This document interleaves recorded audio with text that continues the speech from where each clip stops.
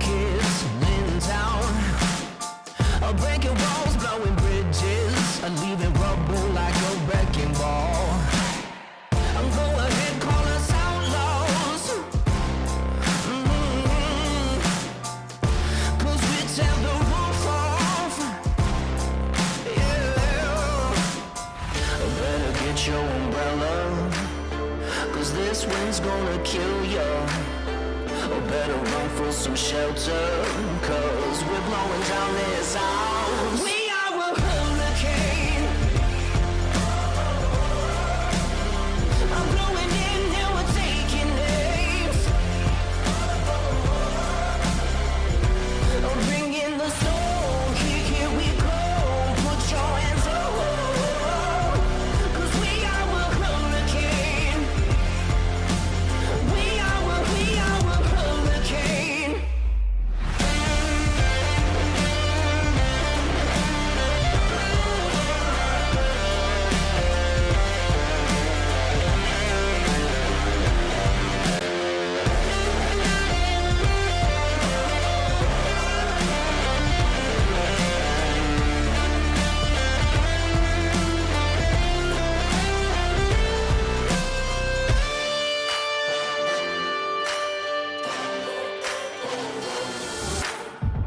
Better get your umbrella, cause this wind's gonna kill ya.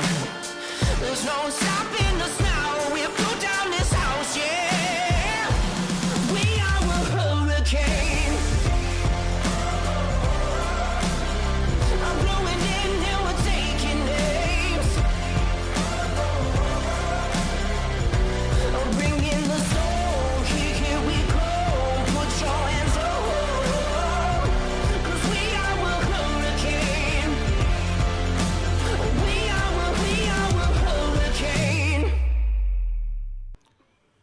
Well, ladies and gentlemen, good afternoon and welcome. And you are watching a live pictures of this facility here, the Queenbury Lake, the home of the Oxfordshire Wakeboard and Waterski Club, and the venue for this year's inaugural 2024 Oxfordshire Pro-Am, coming to you live from Beringsfield, which is just outside Oxford in England. There you see a wonderful shot there, and we've got about 15 minutes to go before we go on to our schedule for today. The women's round one will get things kicked off here in the pros, and then we've got the men's round one to conclude the events today. We've already had some amateur rounds of skiing both on this back lake, and there's still about a couple of skiers remaining to go on the front lake. So far as the pros, which we will be covering exclusively, it's the best score of 2 rounds, top 8 women, top 8 men. They advance through to the final. We've got 1 round here today, and we've got another round tomorrow, and the nighttime final. It is going to be a nighttime final. That will take place a little bit later on in the competition. So, I'm Tony Lightfoot, and to the right of me and to the left-hand side of your screen is the world-famous athlete from Bumpus in Virginia, from the United States of America. It is Corey Vaughn. How you doing? I'm great, Tony. Happy to be with you here today. Happy to be in England, catching the last of this European tour. I know it's been a whirlwind for you guys all over the place, and it's going to be exciting to conclude it with a night final. I've been trying to adjust my sleep schedule so that I can be ready to perform somewhere between 10 and 11 p.m. tomorrow night. So first one of those we've seen in a long time. Happy to be here in the midday, enjoying a little bit of sun at the moment. We're kind of in the place of microclimates, you know. You keep taking clothes off, putting clothes on, trying to figure out the right temperature here. But it's a beautiful day, and I think we're going to see some great skiing. Yes, absolutely. No two ways about that. We've got our camera crew, and we've got everything settled in and getting ready for our pro women to take to the water. There is going to be a 7-person list, so one would assume that all of these competitors here that you see are going to be in the nighttime final. So essentially what this and the second round is going to be is our seeding rounds. Violetta Mosiolski from Argentina will be our leader-off skier, followed by Beatrice Yanni from Italy, also Alicia Bagnoli, also from Italy, then Ali Garcia, Manon Costar, Ali Nicholson, and finally Jamie Bull to get the inaugural edition of the Oxfordshire Pro Am right here, getting ready to go. We see Thomas de Gasperi there lending a hand for Alicia Bagnoli, and Beatrice just putting in the finishing touches there. We've got some great and enthusiastic support from our spectators who are along the shore side are getting ready to go. And obviously the main festivities are going to be tomorrow night with the nighttime final.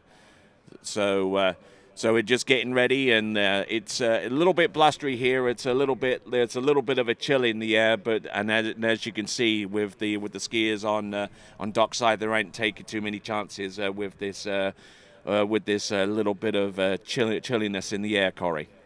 Yeah, we saw a lot of people going with tops as they went out for their practice ride. The water temperature is definitely considerably colder than it was in Italy. We've all been adjusting a little bit. We've got different boats, different ropes, different water temp.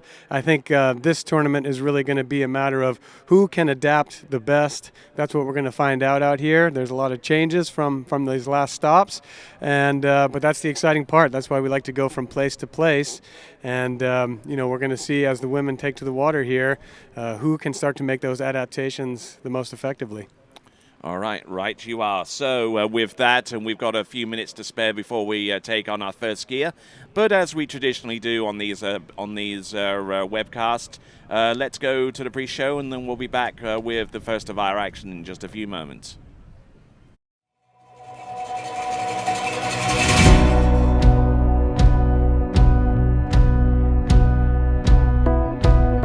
Well, here I am with Jonathan Travers, fresh off his latest win on the Waterski Pro Tour in San Gervasio. We're now in England at the Oxfordshire Pro Am. What's your read on this? It's beautiful, man. It's sunny right now. I know this weekend's supposed to be a little chilly, but hey, we're at a new site here in England. I'm so happy to be back here in England. And hopefully I can do what I did last weekend and just go out there and ski really well and put pressure on people. Now, the water's decidedly chillier here than it would be in Groveland, Florida. Has that affected your training? No,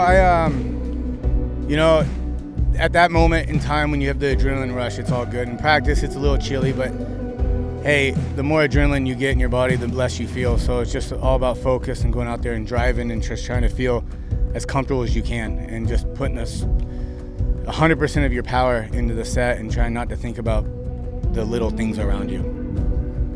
Well, here I am with Ali Nicholson over here at the Oxfordshire Pro Am. This is going to be a little bit of a different environment compared to the warmth of San Gervasio, huh? Yeah, San Gervasio, wasn't as warm this year as it has been in the past, but definitely a lot colder here. The water is very brisk, we'll say that, and a lot faster, and pretty bumpy. So it's going to be interesting. It's going to be challenging this week, but it's going to be fun. It'll be a new, the inaugural event. It'll be a good time, I think. Yes, indeed. And when the adrenaline starts pumping, all of your concerns about the water being a little bit chilly tend to go away, right? Yeah, I think so. A lot of us I know brought our wetsuit tops or suits, so I think you'll see a lot of skiers in them that you don't normally see in them this weekend.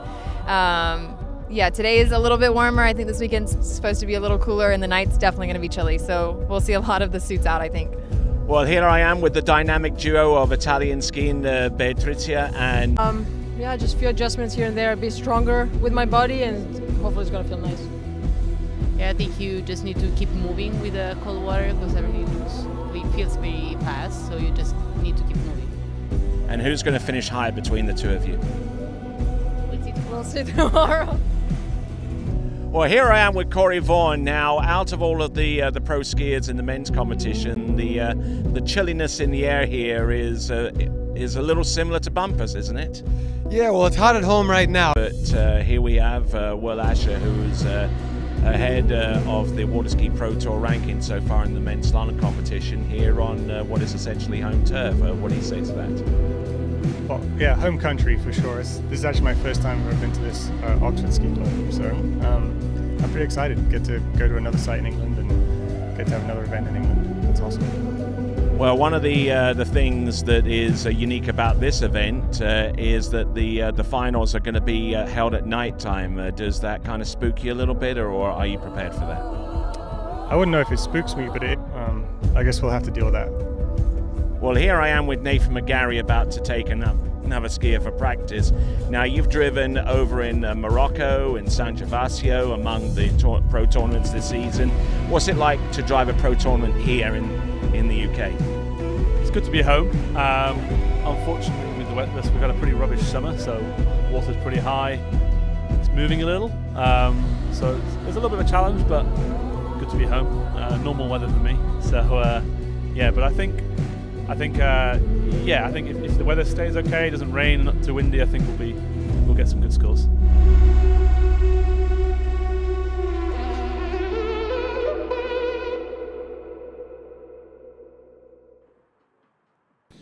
All right, then. Hopefully that provides you with a taster of what's to come. Great to be here in England for the Oxfordshire Pro Am, the inaugural edition of. And I'm here with Corey Vaughan. He'll be getting set to slalom relatively soon after the conclusion of the women's event. So with that in mind, let's go over and check it. Much. Back to you guys. All right then. Thanks a lot there, Joel. And we'll get ready for our first competitor to take to the water, who you saw there, Violetta Mosielski of Argentina. Yeah, I think it bears mentioning, we just heard from Joel, this is her first pro competition. I believe the rest of the field has made it to the majority, at least. I'm not sure if everyone's been to all of the European stops, but most of the other ladies have been making this tour over here. And that's why you see the seeding is based on the Pro Tour points. Violetta's off first because she doesn't have any Pro Tour points yet. However, last weekend in San Gervasio, she did set a new Argentinian national record. So she's coming off of a great performance in a PB last weekend. So I know she's going to be wanting to go off the dock first, apply some pressure to the field, and then we'll see how things go from there.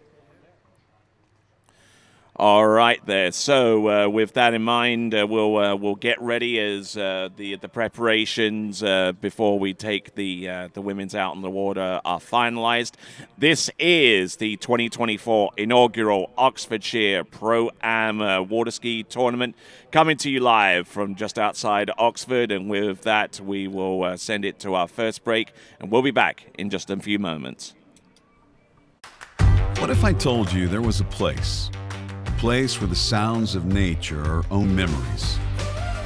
That place is Swiss Waterski Resort. Book your trip at SwissWaterskiResort.com.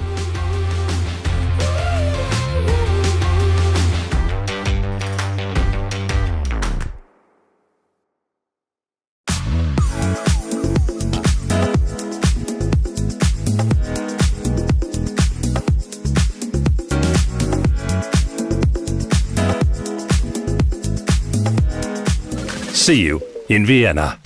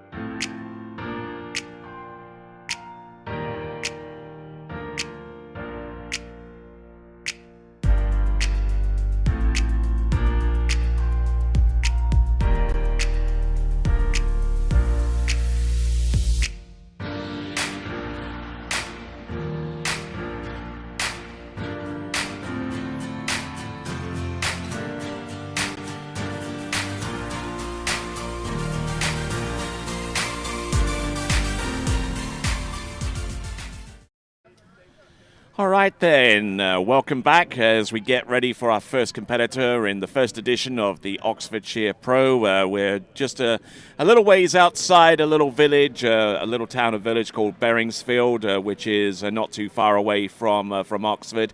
Oxford, renowned worldwide for its university. Many discoveries and research was made, including the advent of the World Wide Web, without which we wouldn't have something like this right now, courtesy of Sir Tim Berners-Lee. I thought it was Al Gore that invented the internet. No, he invented pant. Ah, okay, that's what it was. Yeah, exactly. Thanks for straightening me out there. Yeah, we alluded to some Snickers commercial back in the day, but there you go. But anyways, we've got Violeta Mosioski of Argentina, her first appearance in a pro event, and she's been practicing here quite extensively on the back lake. So probably out of all of the skiers that are present here, she has the most on water time, and that could play a huge factor going forwards. Yeah, I think she's going out with Aaron Davies. I think he skis here with some regularity. I'm not sure if this is a home site, but he certainly seems to know his way around. And they've been training here, getting adjusted. Like I said, I think adaptation is going to be the name of the game this weekend. And looks like we got Nathan getting in the driver's seat here. I imagine we're going to do a down and back before we get into the action, so we may have a couple more minutes as the boat crew gets ready, does the simulation pass. As was mentioned, the water here is high due to some rain, so that does make for a little bit of movie water. I think we're going to see longer drop times than we normally see. So 70 seconds each end. 70 seconds, so you and I are going to have to keep the people entertained, go to dockside with Joel, and then the skiers are going to have to go out there and try not to overthink it, basically. I really didn't feel the moving water too much in practice. I think sometimes you can see some stuff, you'll feel it out of the course, but I couldn't say that the moving water was a huge issue in the course. Perhaps the driver may feel it as much as anyone. All right, then, let's send it over to dockside and check in with Joel again. How we doing, everyone? We are dockside here with Bea. How you feeling today? Good. It's a bit cold. There's in Italy, warmer. Did you get any practice sets in yet? Yeah, I skied yesterday. As I told you, in Rome was way warmer, so the water felt really fast. But yeah, we'll see what I can ski today. Okay. Well, it's looking nice out there. We've got tailwind. Change your tactics for the head or tailwind. You normally do. I'm just gonna go 14 and ski as usual. That's probably a good idea. Well, good luck to you. Have fun out there, and yeah, put on a show for the crowd. Thank you. All right, then. Well done to those two, and doing a fine job so far. Joel Poland with our dockside mic, and for those of you that had an eagle eye as what Vince was inside, working with the ones and the twos, the switching to the cameras and what have you. We've actually got him based inside an army tent, and the army has a pretty strong presence around here. The local RAF base, RAF Benson, is just down the road, and it's the frontline base for all rotary wing operations conducted by the Royal Air Force, and that has an army element with it because those big Chinook helicopters depositing troops and as part of Britain's show of military force in various locales around the world. Yeah, and what I thought was just as interesting as that is that they actually have their insignia on one of the boats here at the club, and it sounds like members of the Royal Air Force actually come out here to the Oxford Waterski and Wakeboard Park and get out there on the water and ride. That sounded like a good idea. I don't know of anywhere else or anywhere in the States where that happens, where a local military base comes out and gets some exercise and recreation time by using the water ski facilities, but I thought that's pretty cool that happens here. Yes, indeed, and there is an inter-service national championship which is held each year, so that pits the the best athletes in water skiing and wakeboarding, you know, from each of the service branches, the Royal Air Force, the British Army, Royal Navy, Royal Marines, you know. So that's something that's pretty unique. That's very cool. Somebody should be taking notes of this. Maybe, you know, Kevin Michael, the new executive director back in the USA. Maybe this is a program that we can get started and get our troops, get our soldiers out there on the water skiing. I believe that water skiing is net good. I think it makes you live better. So maybe that's something that we can bring to the people. And actually, a day or so ago, this venue was actually host to the inter-service national triathlon championship, which was conducted over the standard distance, 1.5 kilometers, 40k cycle ride and 10k run. You know, so I mean, and I tell you what, I mean, those guys are like incredibly fit. I tell you, to compete in triathlon, you have to have a certain mindset, you know, that separates you from the weak from the chaff. Yeah, I have done one international distance triathlon, and I didn't really train. I just thought that my general water ski training would carry me through, and I did cross the finish line, but I was hurting for a couple of days. I can say that it did not help my water ski training that week, being so sore in the legs for about a week after that. But we saw that as we were all coming into England and coming out here to the site. As we were arriving to practice, the triathlon was kind of in its wrap-up stage.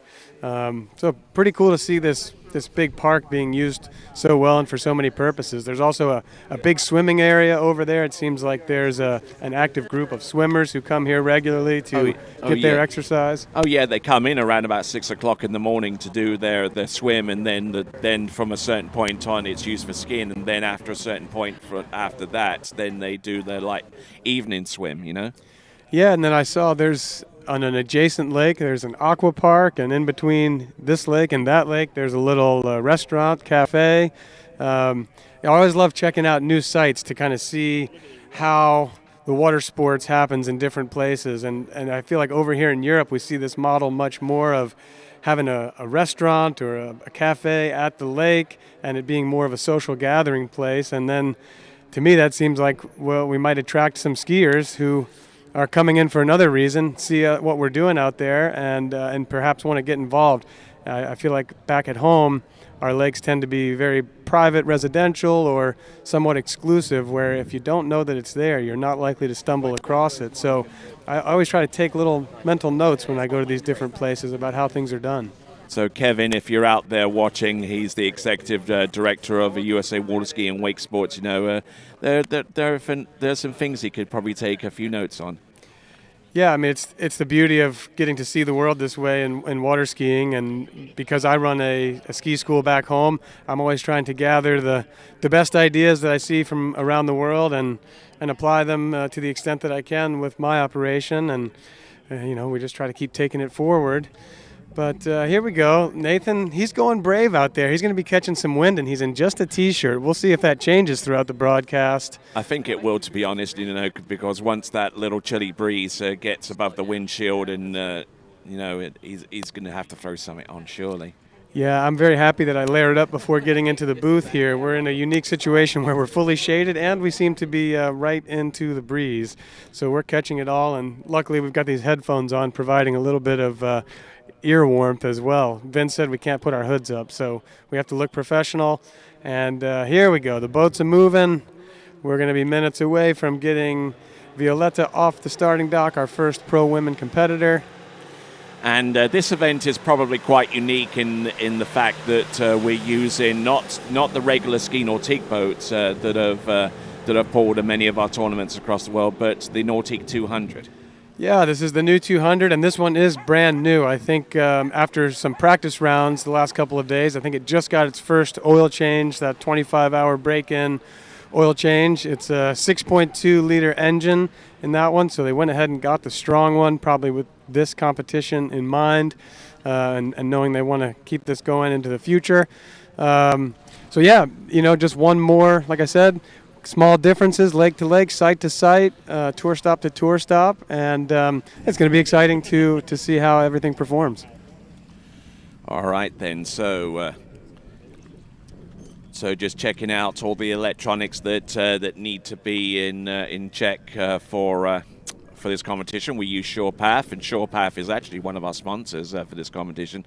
And James Timothy, he's a competitive skier who was actually in the amateur rounds of this competition, and we see Jeremy Scholl there, one of our main camera people out there on the tower cam, and we'll scan round to our other camera personnel. And Jeremy Scholl is actually pretty darn happy right now, because on the front lake, which provided us with some challenging conditions, he was able to get a 1.5 on 11.25 a little bit earlier on in the competition. Nice. Yeah, I was just thinking there. Jeremy loves being behind that camera, but I think he also loves being in front of the camera too. He's always got the big two fists up for us when we pan to him. But you got to keep that energy up. I know the whole crew is working hard. Look at how many camera angles that we're able to show here. And hope we get people tuning in from back home. This should be, it's the morning time in the U.S. and of course we're kind of midday throughout Europe. So I hope everyone's checking us out.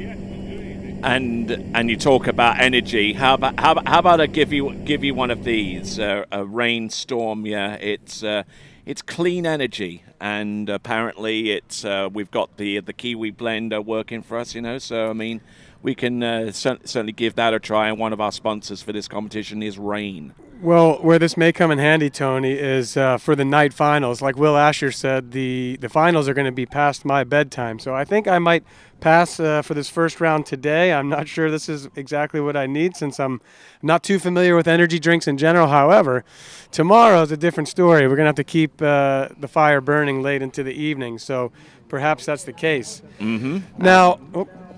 Now, as we get ready to get started here, I want to kind of give a perspective on what we talked about, the differences site to site. What do we expect to feel? Now, as you mentioned, we've got SurePath running, so we know the boat path is going to be perfectly straight. Nathan, one of the top drivers out there, his comment was he wants to make it the same for everybody. The boat driving is going to be very standardized. 0 off, of course, with the speed, very standardized. That's not different. We mentioned the boat. The Nautique 200, we haven't been behind one of those in a pro event. There was one in Monaco, but it was not the new 200. It was the older model.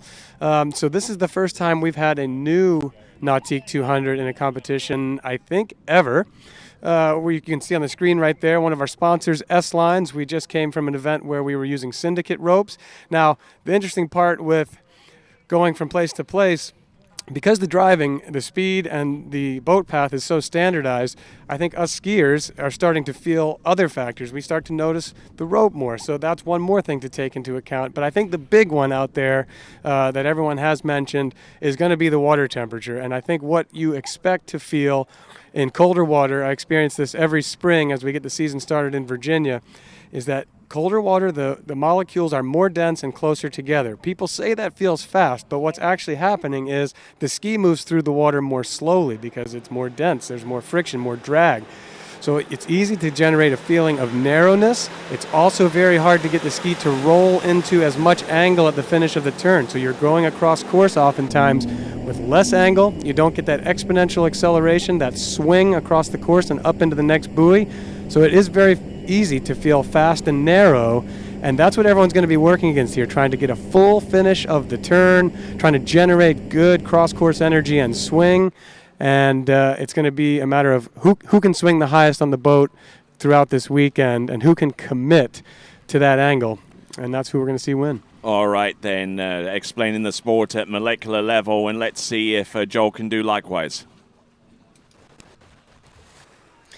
How are we doing, everyone? So we're here with a familiar face, Will Asher. How's it to be back home in front of the crowd? Yeah, this is awesome. I've already caught up with a lot of familiar faces and just, old friends from when I was a junior skier, or even, coming up through the age categories. So it's just awesome to be back here in England. Yeah, I'm excited. You think it gives you a little bit of an advantage being on home water, kind of used to this colder water? I don't know. Honestly, I don't know. It's like more nerve-wracking because it's like you're in front of some of your old friends, and I just want to go out there and have fun, I think. Seems like a pretty good plan. Well, I'm going to be standing on the dock, getting in your head again. But yeah, until then, what do you reckon about the girls' field? Who do you reckon is going to be leading coming out of this one? Are you going to tell us anything? Oh, I don't know. It's hard to predict. You get to watch the first few skiers and then see how they go, and then it's kind of like we don't know either. We'll watch the first few skiers, and it could be running 39, it could be running 41. We don't know. Okay, well, we'll keep our eyes on the water and see what they do. Back to you guys. Why, thank you there, and good to see some Earson's perspective from Waterski, and just look at this crowd of folks that have travelled far and wide to be here at the Oxfordshire Pro-Am, and they are going to be treated to some great skiing, and we've already seen Violetta Mosiolski from Argentina go through pass number 1. This is pass number 2. This is 13 meters. Let's see what she's got. Entrance, buoy number 1. Handle comes down. Now she just has to play this cagily here.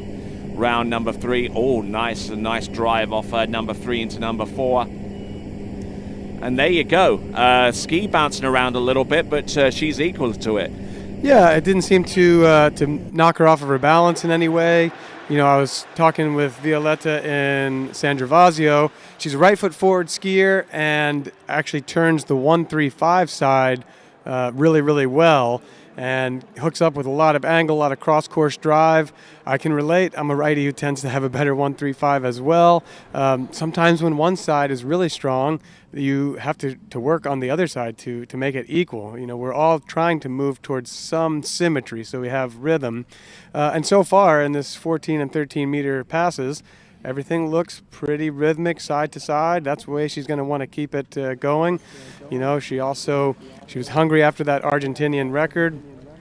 Maybe had the key to make sure she kept up some good energy and speed in the gate and in the gate glide for the turn in.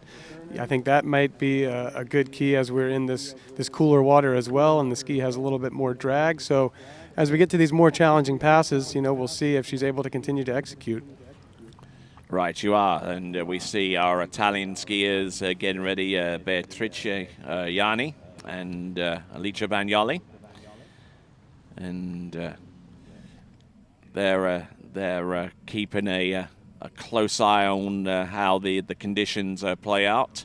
The water a little bit high as it has been in a lot of places, not only in Great Britain but also in Greater Europe as well. A lot of those sites such as Rocchetto and San Gervasio and even Thomas de Gaspery's place up in Trento got some real high water this year. Yeah, it sounds like it's been very wet over here in Europe, which is a big contrast to how it's been, at least at home for me. I think we've been in a drought. All right, here we go. 12 meters there for Violetta Mosiolski. Oh, now she's really going to have to pump this one off number 4. Oh, takes a big hit off number 4. She's good to go round 5, though. And she could have another crack at the Argentine national record. I tell you what, she's on 11.25 meters now, but it wasn't easy by any stretch. No, that was very smart skiing, good course management right there. I think, perhaps it's the fact that we are onto the third pass. You started to see maybe some more movement out of the water. It did look like her ski was bouncing a touch more. Violetta's very light, so perhaps the little bit of moving water actually moves her around a little bit more. But, she did a really good job here. It wasn't as rhythmic as she would like, but a lot of times as skiers, our main job is just to not take ourselves out of the pass. If you're a little bit behind, you don't want to freak out and overdo something. Right there, she lost her waist a little bit, but you know what? She calmed down at 5. She knows she turns that side very well. And really, by the time she was at 6, it's no dramas, no struggles, a good clean pass. And yeah, like you said, she has a chance now to equal or improve on her record was 3 at 11 meters, 38 off. So that's the personal best that she is chasing. Indeed, and there's a chance for you to win a ski of your choice. Go to Waterski Broadcasting and click on the link on that page there to be directed to the form that would enable you to enter your name to maybe grab yourself a D3 or a Connolly slalom ski, depending upon how accurately you can choose the top 3 podium position athletes. Here we go. Here we go, 11.25 meters, round buoy number 1. She's there on number 1 and inside buoy number 2. But I tell you what, for someone who got through at 11.25 meters last weekend over in San Gervasio in the amateur competition, to be within 2 buoys of that in a first pro event, certainly something that's credit worthy, and good skiing there from Violetta and Mosielski. Absolutely. I think that's very strong skiing. I think that was a great performance. You know, the good news is here all the women will go through into the final, so this is for seeding, and that was a very solid way to start things off. Pulling out a little early for the gate there. Yeah, she might have run out of speed. You kind of saw that extra outward move. She was a little slow getting off of 1 here, that little loose rope. I still thought she was going to get to 2, but then right there, I think she thought she was going to get to 2 as well. Came up a little bit short. That could be that draggier, more friction water that we're talking about. You don't get that automatic width that we're used to feeling in warmer conditions. So that's going to be a factor for everyone. Yeah, probably that early-ish pull-out may have denied her the swing that she really needed into buoy number 1 to bring that ski hard around in time for buoy number 2. You know, so. Yeah, and I believe the way that the wind is funneling into the lake here, it's primarily a crosswind by direction, but as it hits the water, I think what we're seeing is more so a tailwind from the starting dock end, and it would be a headwind on the way back. Now, yesterday we didn't have much wind. It was calm, and I still found that the gate glide from the starting dock end was a little bit faster, and the gate glide from the further end was a little bit slower. I'm not sure which one was more normal, but I think that there's something to take into account there. So with the headwind and the slower gate end, I think she just got a little bit held up on that one. We saw that extra pull-out move, but nonetheless, a great score. First score in the books, 1 at 38, something for the rest of the field to chase, and it's going to be on Bea Iani to come out here and try to set a new bar. Okay, so next skier up, coming to us out of Rome, skiing over at Spelonga. This is Beatrice Iani, and she's been on the Waterski Pro Tour for many a season now. So I mean, competing in this environment is she's pretty accustomed. Yeah, and I feel like she's kind of really made a surge the last couple of years and has been making it around to a whole bunch of the stops. So she's really going to be chasing the podium here. I know she'd love to get through 11 and have a shot at that podium. So we're going to start out at 14 meters, 28 off. There she is, 28 off, 14.25 meters. Should have a pretty good handle on this. Yeah, this is all looking pretty routine right there. Indeed it is, and just another walk in the park there for Beatrice Iani. And with that, let's check in dockside with Joel. All right, Vio, so 1 at 11, how was it out there? It wasn't too bad. I mean, on the first half of the pass, it's less windy than at the end, so kind of have to adjust as you're skiing. So it was challenging, but I'm happy I got through 12 and got a score on 11.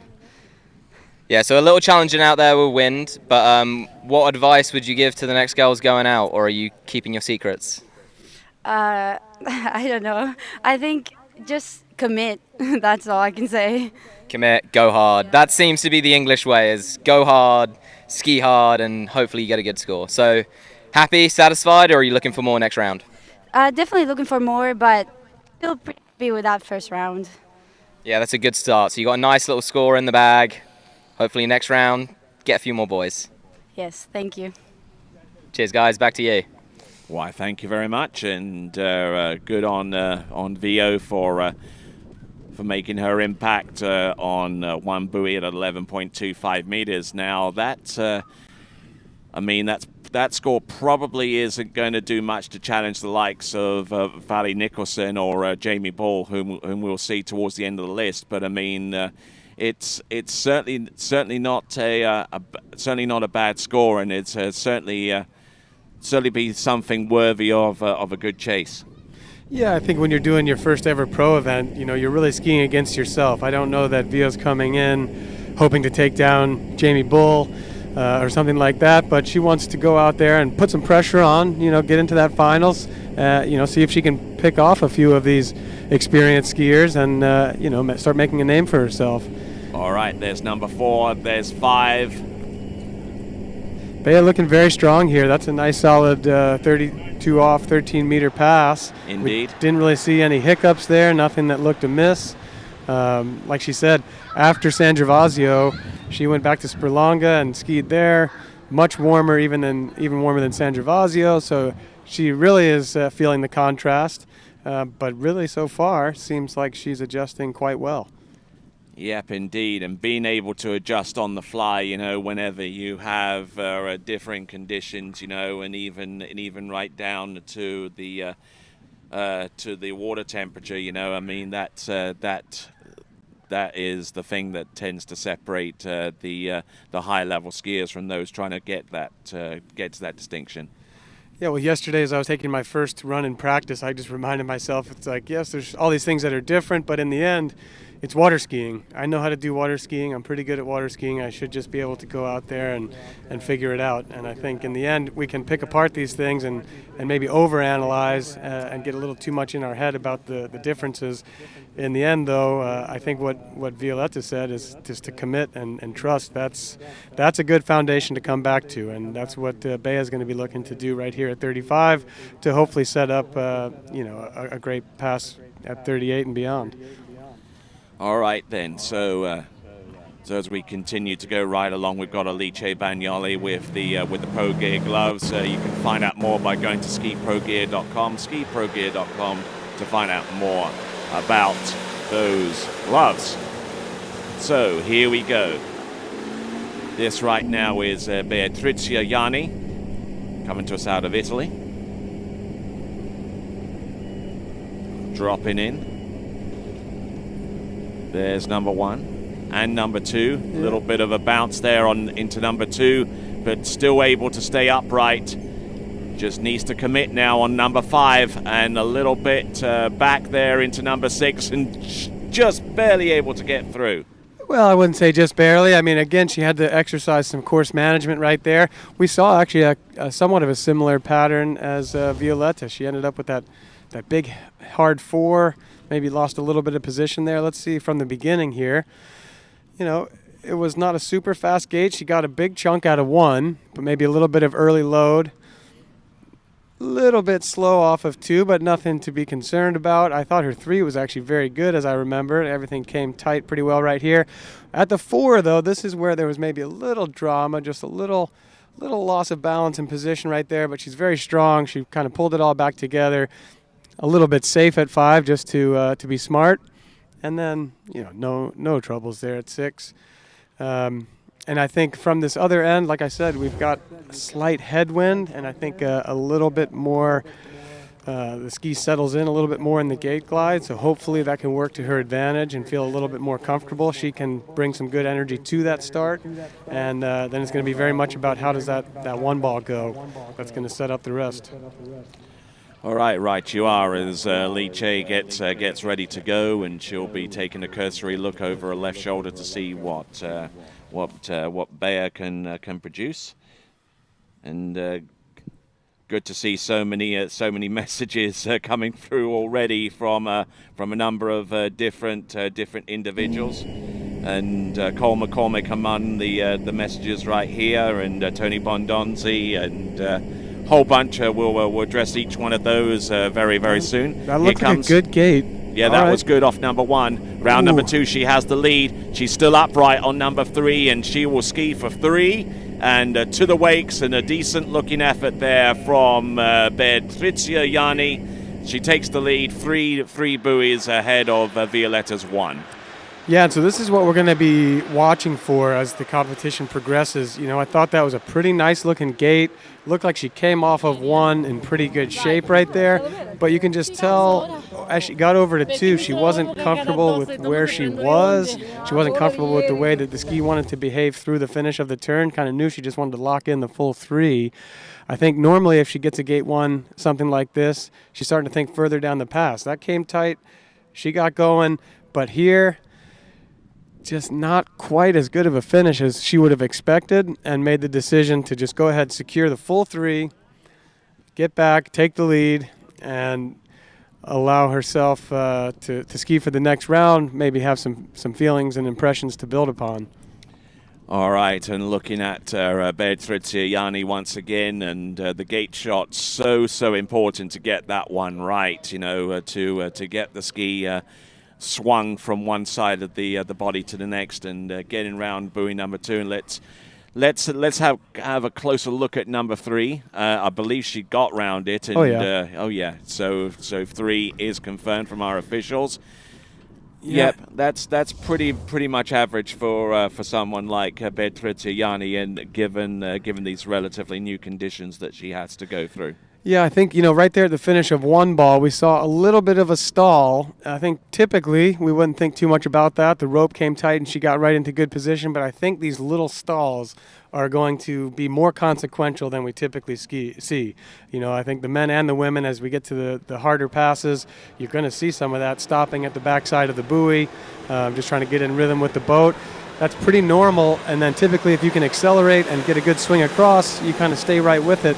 I think here, that little bit of lost time, like I said, it's going to be a little bit more consequential. Let's see if that remains true throughout the round. All right, let's have a look and see. Coming to us from Milano in Italia, this is Alice Bagnoli, and it is a 14.25 meter start.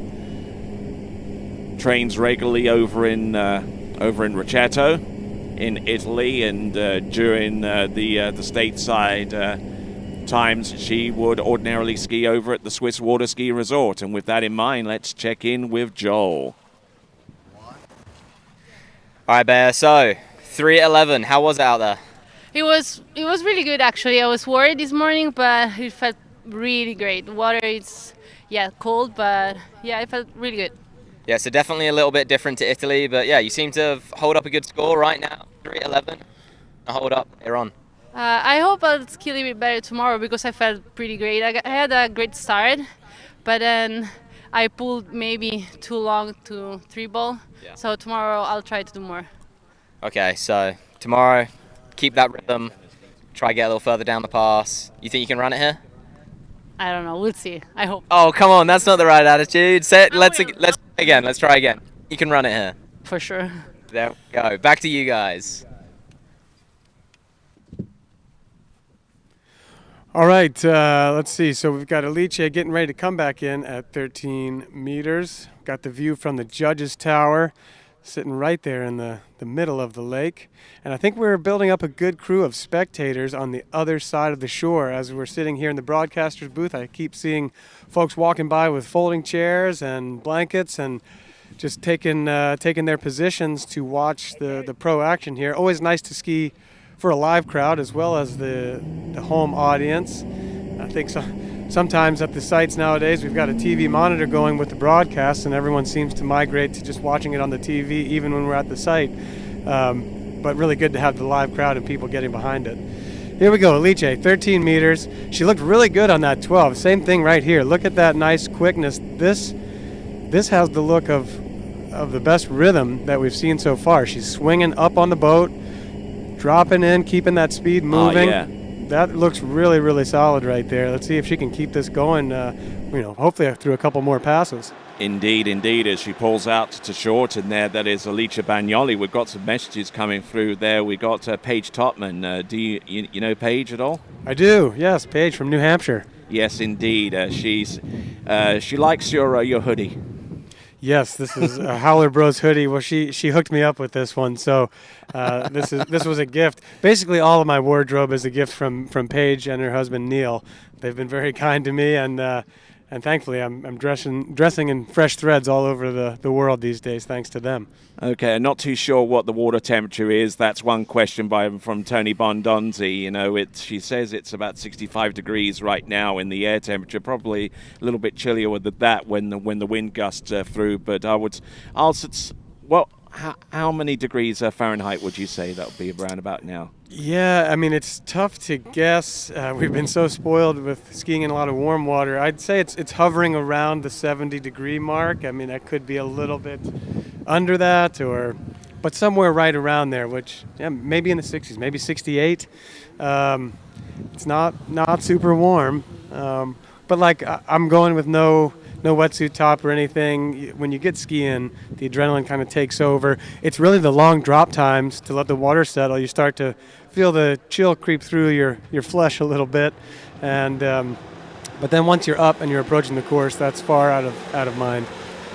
All right. Okay, and for those of you that operating from Celsius, we figure that the water temperature here is about 20 degrees Celsius. That sounds right. I think that's what the boat was reading. I didn't know what that meant, so in the Fahrenheit system. All right, here we go. 12 meters. Let's see if Alice can keep the good skiing going. That's a nice gate 1 right there. And lefty off a 2 that good, I think. Ooh. Whoa. Weird 3. Ooh. Oh, she's got to recover. She's gonna have to work. Ooh, good job there at the 5. Good recovery. Look at that. You know, any other season prior to this one should have been toast. I mean, I'm not going to say that, but one thing I will say, I love Alice's style. She's a very assertive skier. She's on the aggressive side. She really goes for it. And I think generally that keeps you out of trouble. But then the good news is, like right there at 3, she didn't expect that. We're going to see it again right here. I thought this was a nice start. Typically, when you get a good 1-2, you've established the rhythm for the pass, and she's going into her onside at 3, which she turns the onside as well as anyone. You know, here she is. That's a great 1-2. She's coming over to 3. Everything looks fine. She commits, and then, ooh. Ooh, look at that. Yeah, just no line there for a minute. Gets pulled up. Has to be a little safe at 4. But here she is going into the onside again, and now this is where she needs to be able to be aggressive, get that 5-ball turn that seals the deal, puts her back on track, and she got it. And yes, certainly exemplifies a never say die approach into slaloming. You know, I mean, it's the experience is starting to really start to benefit her going forward. Absolutely. I think when you're in those moments, the ability to keep a calm and clear mind is paramount. And when it's one of your first pro events or when you're early on in your career, it's hard to have that presence of mind. But Alice right there demonstrating great mental fortitude, and now she's got a chance at 38. She's got the headwind end. She'll shake off that strange 3-ball. Let's see if she can get the same good start and then keep this one rolling. All right, let's see what she does. 11.25 meters. Best score that we've seen from Beatricia Yanni is 3 at 11.25. There's 1.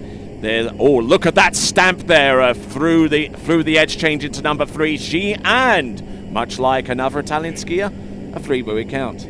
Yep, well, in the interview you had there, you said who's going to finish higher tomorrow, and they said we'll see. And, they just wanted to keep it nice and even, the dynamic duo, as you said. I saw a score under review. We're going to have to take another look and just see what we're reviewing. It looked like a solid 3 to me.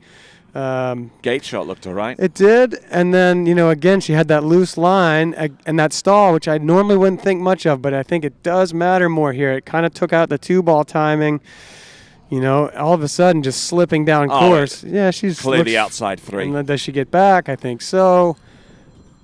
I'm seeing 3. We'll let the judges tell us. This is a full 3, yes. So, I mean, that's good skiing. I think there's something out there maybe a little bit more challenging than it looks. Sometimes those little stalls aren't so punitive, but yeah, they're just tight on that 3, but she gets it. Smart skiing to get back to the center, and we got a tie for the lead with 3 at 38. Oh, absolutely. So a 3-buoy tie. Now, next competitor up. Coming to up from Winter Garden in Central Florida. And this is going to be Ali Garcia. Yeah, and if I remember correctly, I think Ali advanced in the head-to-head last weekend and finished with 4th place at San Gervasio, so she's coming off of a very solid performance there. She's elected to go no top this round.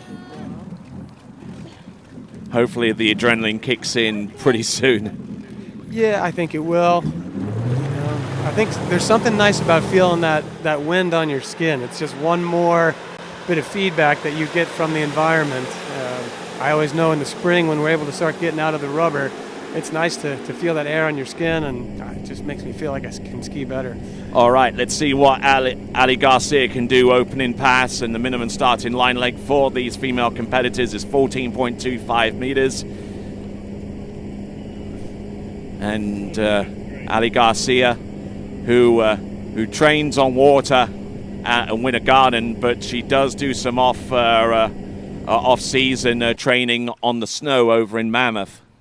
Yeah, that's right. We'll see how that comes into play as well. And I think the thing that stood out last weekend for Ali was she had a 38 there. I believe it was in the first round of the head-to-head where things weren't going quite right, and she really did a great job staying with the pass and being able to scrap it out. So it's to your point, Tony, about the experience. You know, Ali is one of the young skiers here, but she's now got a few years on this tour, and I think that really makes a difference. The confidence to lay down your best skills when things hit the fan, so to speak. And we'll see if Ali can bring that out today. If she's feeling something on the water that doesn't make her super comfortable, can she override that and let the experience give her some confidence to battle through?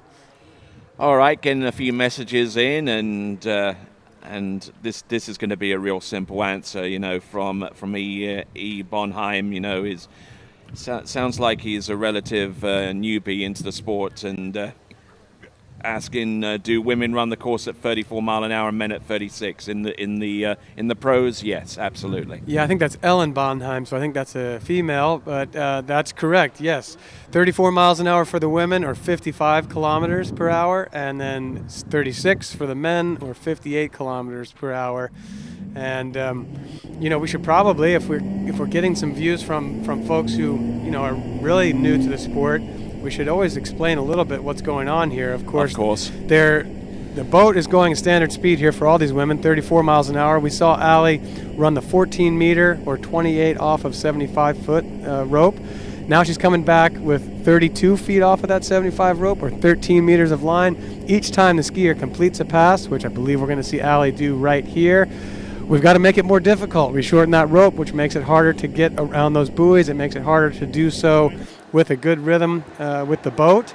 That 13-meter pass looked pretty darn easy for her, and we're going to take a quick break, send it over to Joel at the dockside. Absolutely.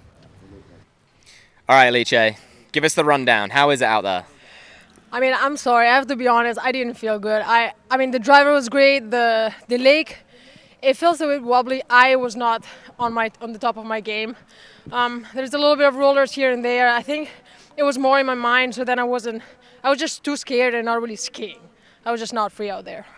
Yeah, I don't think it's any secret that it's a bit rolly out there and it's not easy, and you've got to be aggressive. And you think maybe that round you just weren't aggressive enough? I wasn't. I think I was scared, thinking too much, overthinking, everything. So next round I'm just going to be more relaxed from the first pass, and hopefully it's going to feel better. Sounds like a pretty good plan. Well, thanks for talking to us. Back to you guys. All right, then. So we continue on. We got Ali Garcia, 2 passes to the good right now, with 14 and 13 meters under her belt. And of course, I mean, if you folks that are monitoring with the live chat and what have you, we'll answer any questions that get thrown at us in relation to this event, and and just try to keep you on top of things. Yeah, and I think what Alice said right there was valuable wisdom. It's easy to think about all these different conditions and kind of overanalyze it or get nervous about them. And then what Joel said is right too. Sometimes you have to override that mentally and be on the attack. We all know that as skiers, that we're better off when we're skiing on offense, not on defense. But it's one thing to know that. It's so hard to go out there in front of live people, in front of the television cameras right here, and and put that foot forward, because you feel maybe more vulnerable. And here, Allie, you know what? Oh, wow. I was just about to say I thought she was doing a nice job being assertive in that pass. But this is a brutal sport. It can end that quickly. She was running a good line. She was being assertive right there at the 4-ball, committing as you want to.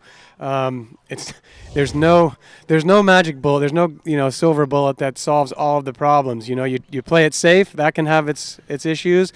You go out there and you be a little bit aggressive, like Allie was. I think skiing in a very smart way.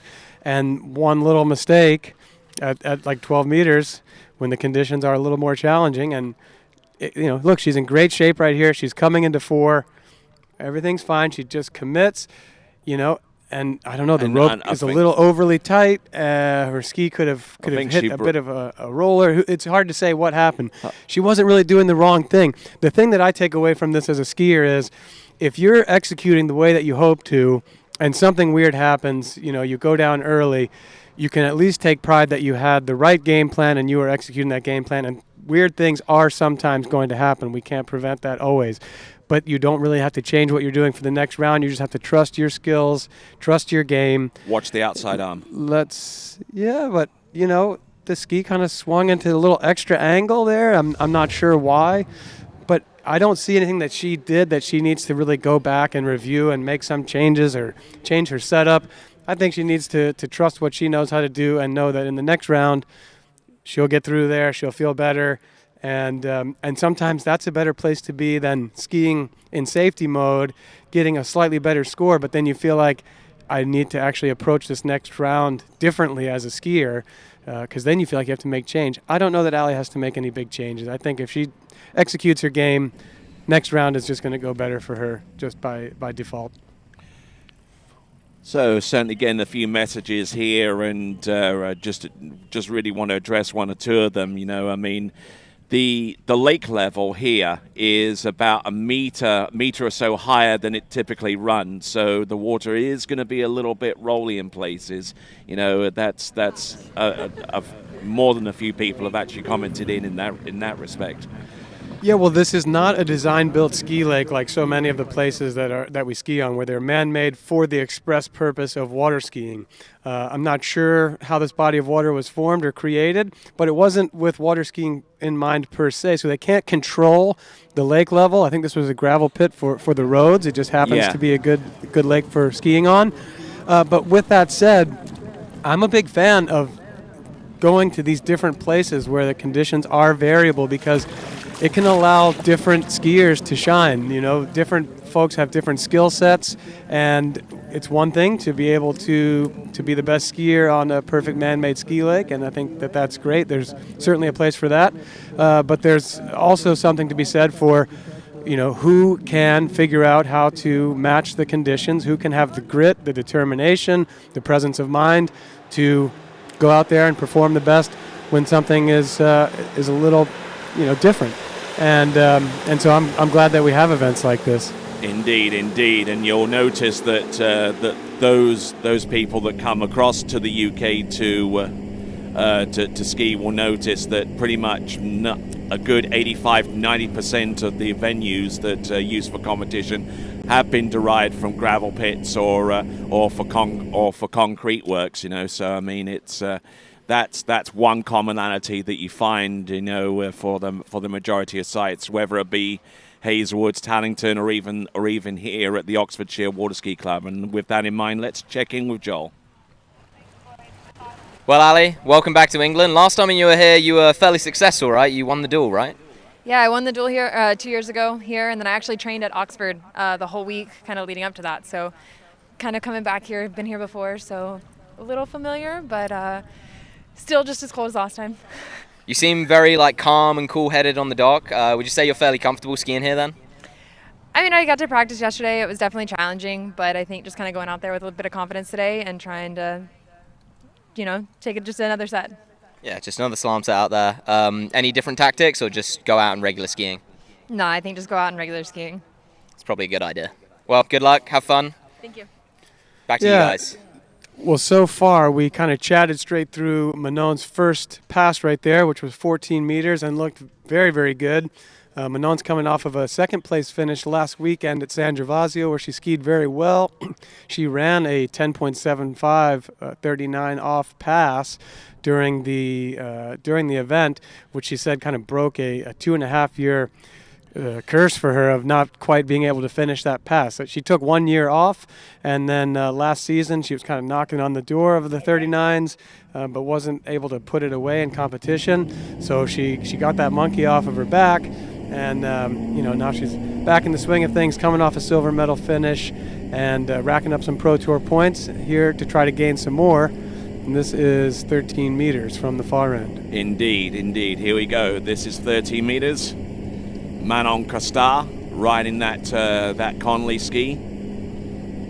Yeah, looking very good right here. I like to see this is an assertive approach. She does not seem to be hanging back, playing defense, letting the course come to her. She's going out there and initiating, staying up over top of the ski nicely, bringing good energy into the pass. That's a very nice 32 off pass. All right then, and looking quite strong out there, and I'm sure that there are one or two French followers of the sport that will no doubt be ringing in with some chat items on the live chat very, very soon, and we welcome one and all, whether you are watching us from the eastern seaboard of the United States, whether you're watching in Central Europe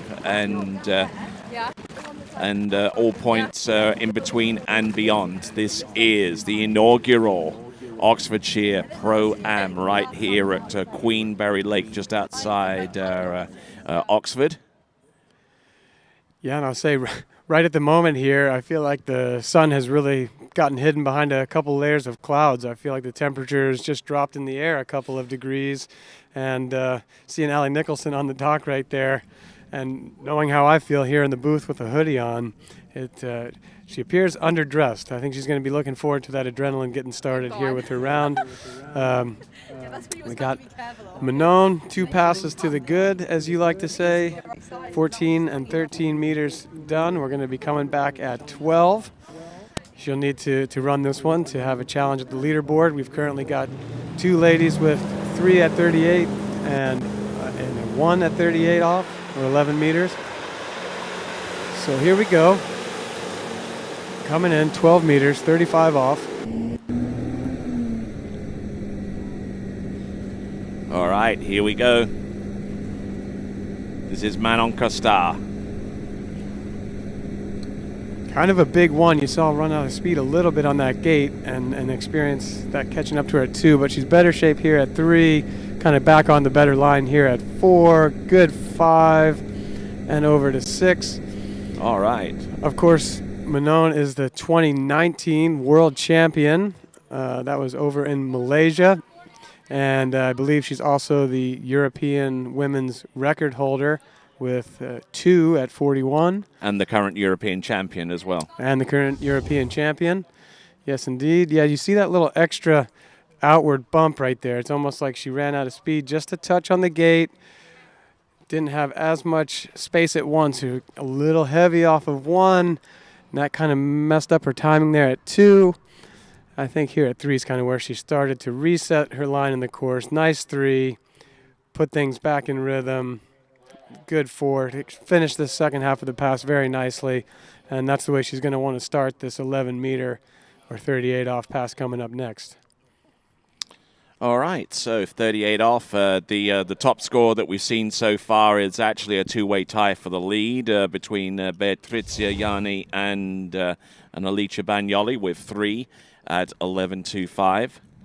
And we'll see how things pan out from this point onwards with Manon Costar, who ran not only this pass, but the pass beyond it as well, to give herself the 2 additional points that go towards her season tally on the Waterski Pro Tour this last week in San Gervasio.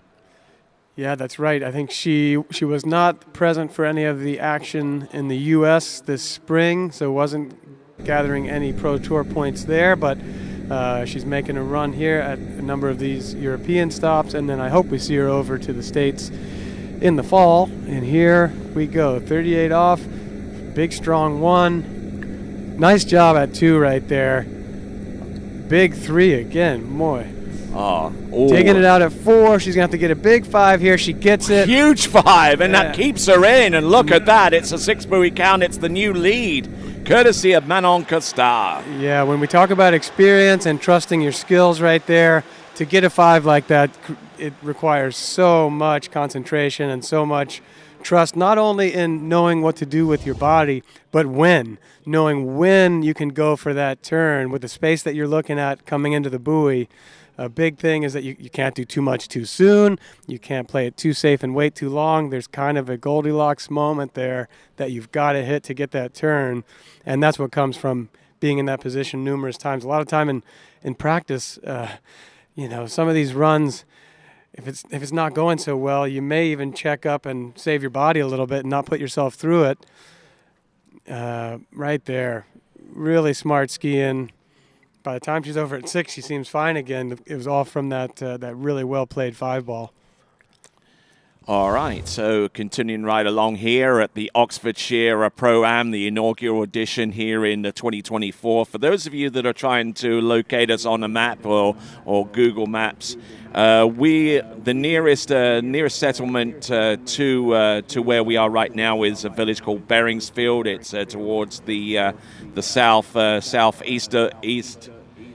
southeast of Oxford, and about an hour traveling by car from London. It's a gorgeous place, I tell you that. It is. It's very charming. There's some thatched roofs in town. Buildings from the 1500s. As an American, we don't get to see that all the time. So between the architecture in Italy and over here, getting to see some of these old constructions out. Now wait. We got first 39 of the day. Manon in the lead, looking to set the bar high for the rest of the field. Looks like a pretty good gate right here. Big 1. Boy, she's getting huge big 1.35s. 2. Oh, and she goes down fairly hard off number 2. But our first look at 39.5 off 10.75 meters, and courtesy of Europe's current slalom champion, Manon Costar. Yeah. That was another instance of a really big 1-ball. She had that big 1 at 38, and then actually I thought she did a great job keeping the speed moving through 2. We saw kind of a big 3 at the 38 also, but I knew off of this 1 it was going to be hard to make a turn on 2. I kind of thought she was going to stand it up, and I'm not sure that she wasn't planning to. I mean, she had a lot of speed. That's deep. Very strong to hold on to that. Gets the ski outside. But, she was committing right there. She wanted to really set that bar high. She was going for it. But, boy, that was a lot of speed, and it was too much to be able to connect with the boat in a tight line.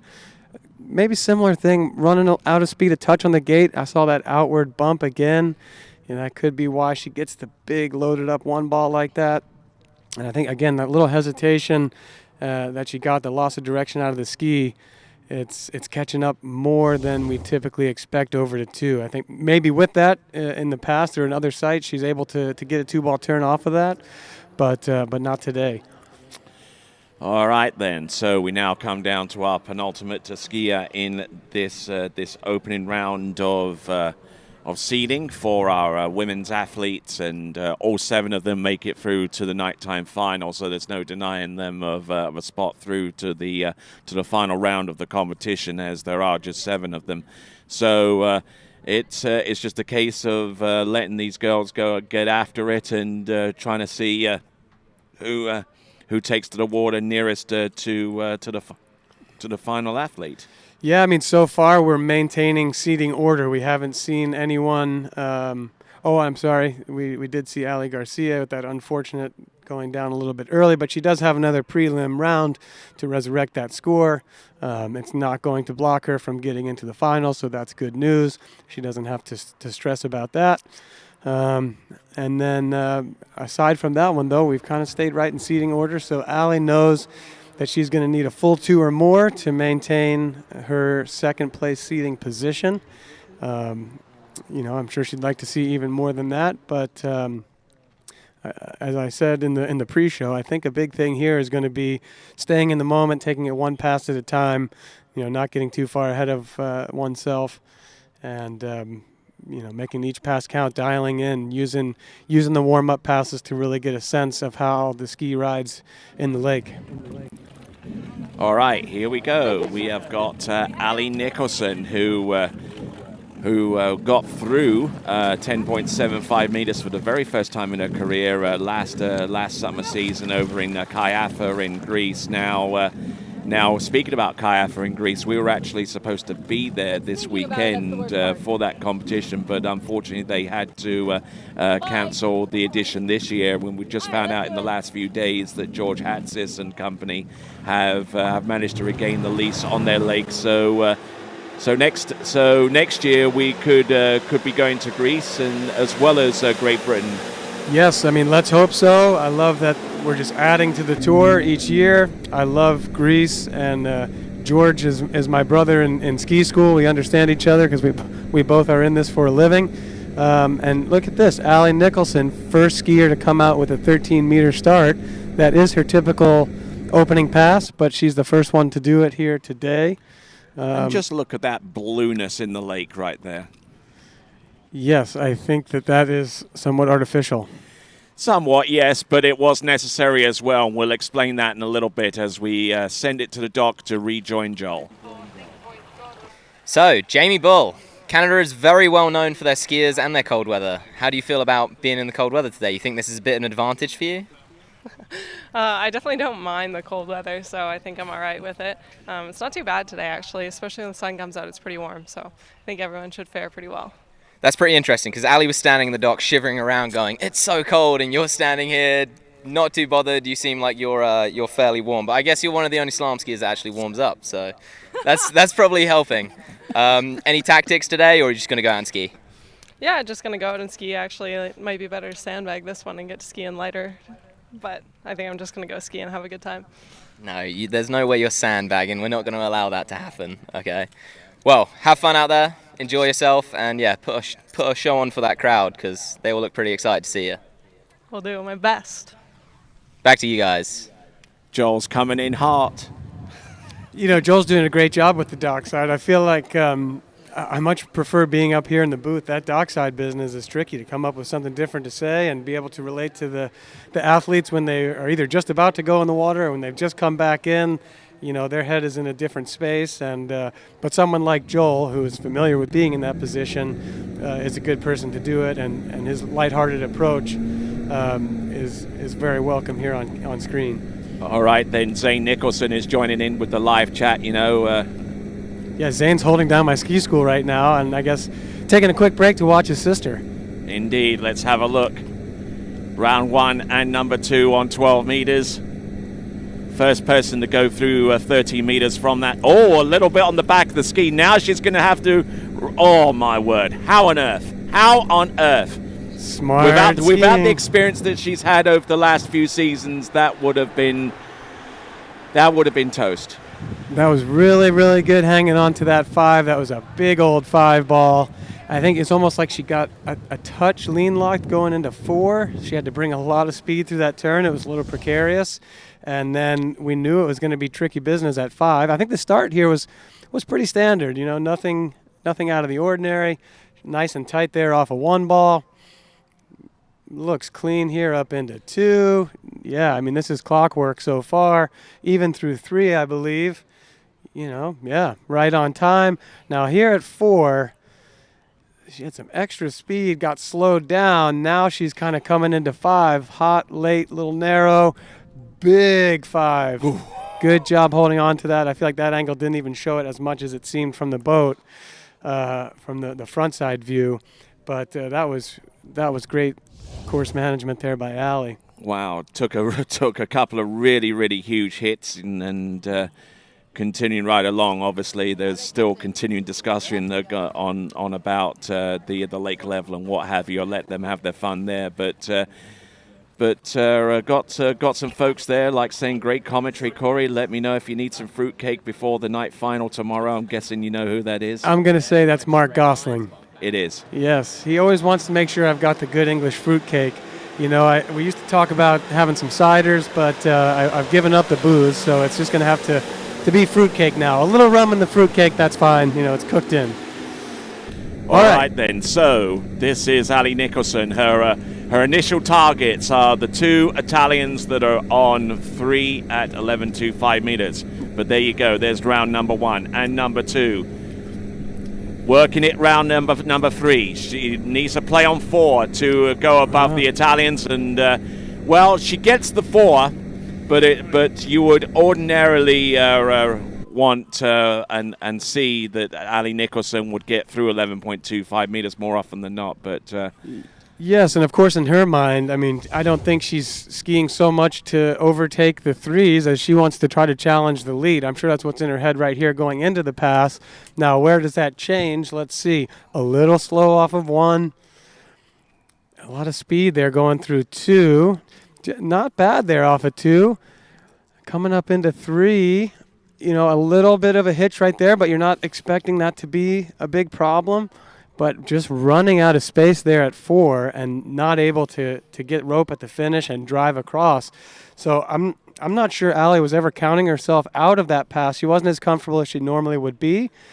But, you know, you didn't see any big mistakes. And typically for someone like Ali, you're going to have to see maybe not even one, but several big mistakes to not make 38. But that's just what we're talking about, you know, things a little less forgiving. The ski not taking as much angle through the finish of the turn, not kind of getting that automatic, see right there, hard to reset angle. And now she's just not where she expects to be coming into 4. She tries to make more angle right there, but the boat won't be there for her in that position. And, you know, she climbs over Bea and Alice for the time being, but, you know, she's going to be hungry for some more. We'll see if we get Joel catching up with her once she's back into the dock. And the score for Jamie Bull at the moment is Manon's 1.5 at 39. All right, then. So, continuing right along, we've just seen Ali Nicholson produce a 4 at 11.25 meters. Manon Costar still in the lead with her scoring to 10.75 meters. So it's providing the suitable targets for our last skier to take to the water. There is your current leaderboard 1 at 10.75 meters from Manon Costar, 4.11 for Ali Nicholson. And there you see the remaining scores on the leaderboard. And we got Jamie Bull about to take to the water. Some messages coming through. Hicham Bamra from Morocco. He's messaged through and complimenting us on what we're doing right there, and we certainly look forward to going back to Morocco next year, I'll tell you that. Yes, I hope to be there next year. I really wanted to be there this year. The logistics just did not support me being able to make that trip, but I certainly hope to max it out next year and catch as many of these European tour stops as possible, and of course the first ever event in Africa. Sorry to miss the first, but I hope to be there for the second. Indeed, indeed, as we continue to roll right along. Hopefully you don't see the pun in that little statement, rolling right along. I still don't, so okay. Maybe I'm a little dense. I'm shivering. I'm sitting here in the broadcast booth, and I'm shivering. I've got to, after Jamie, I'm going to get out of here and move around a little bit as the men begin, yes. But hopefully you get warmed up, you know, because apparently the only person that warms up for their set is Jamie. Maybe on the women's side, I definitely warm up. I did an extensive routine already today, but I'm going to have to piggyback onto that and get the blood flowing here. All right, here she comes, originally out of North Bay in Ontario, Canada, and the current and 2-time World Women's Slalom Champion. This is Jamie Bull. Yeah, I see. Right there in her gate glide, you kind of saw her catch a little roller. It didn't knock her off of her game, but it was definitely pronounced. You saw it move her around. Not a lot of wind on the water, but that's deceptive too, actually. And we are actually going to go over and hear from Joel. Indeed. All right, so we're here with Ali. So 4 at 38. How are you feeling about that? Better than I could have ended up. My 35 was a little bit interesting there at the end.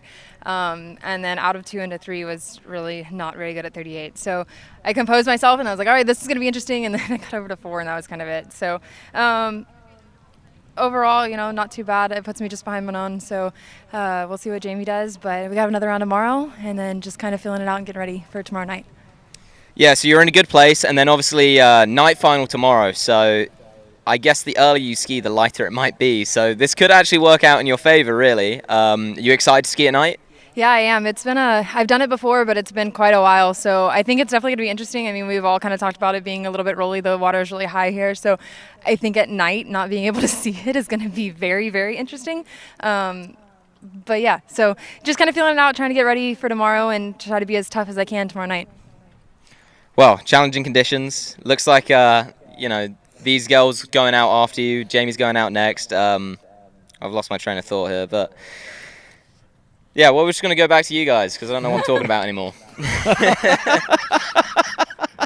That's good. You're nice and candid. That's why we like Joel down there. You just got to keep it loose. It's a good laugh for everyone. No worries. Indeed, indeed. Just sometimes I get that like that. Sometimes when I'm able to reach into my bag of tricks, my verbal bag of tricks. Yes. Well, Tony, you have to do a lot of talking. You're tasked with the most, so it's very forgivable here. Here we go. This is Jamie Ball on 12 meters. Now, being someone as experienced as she is on snow sports, in particular cross country, backward skiing.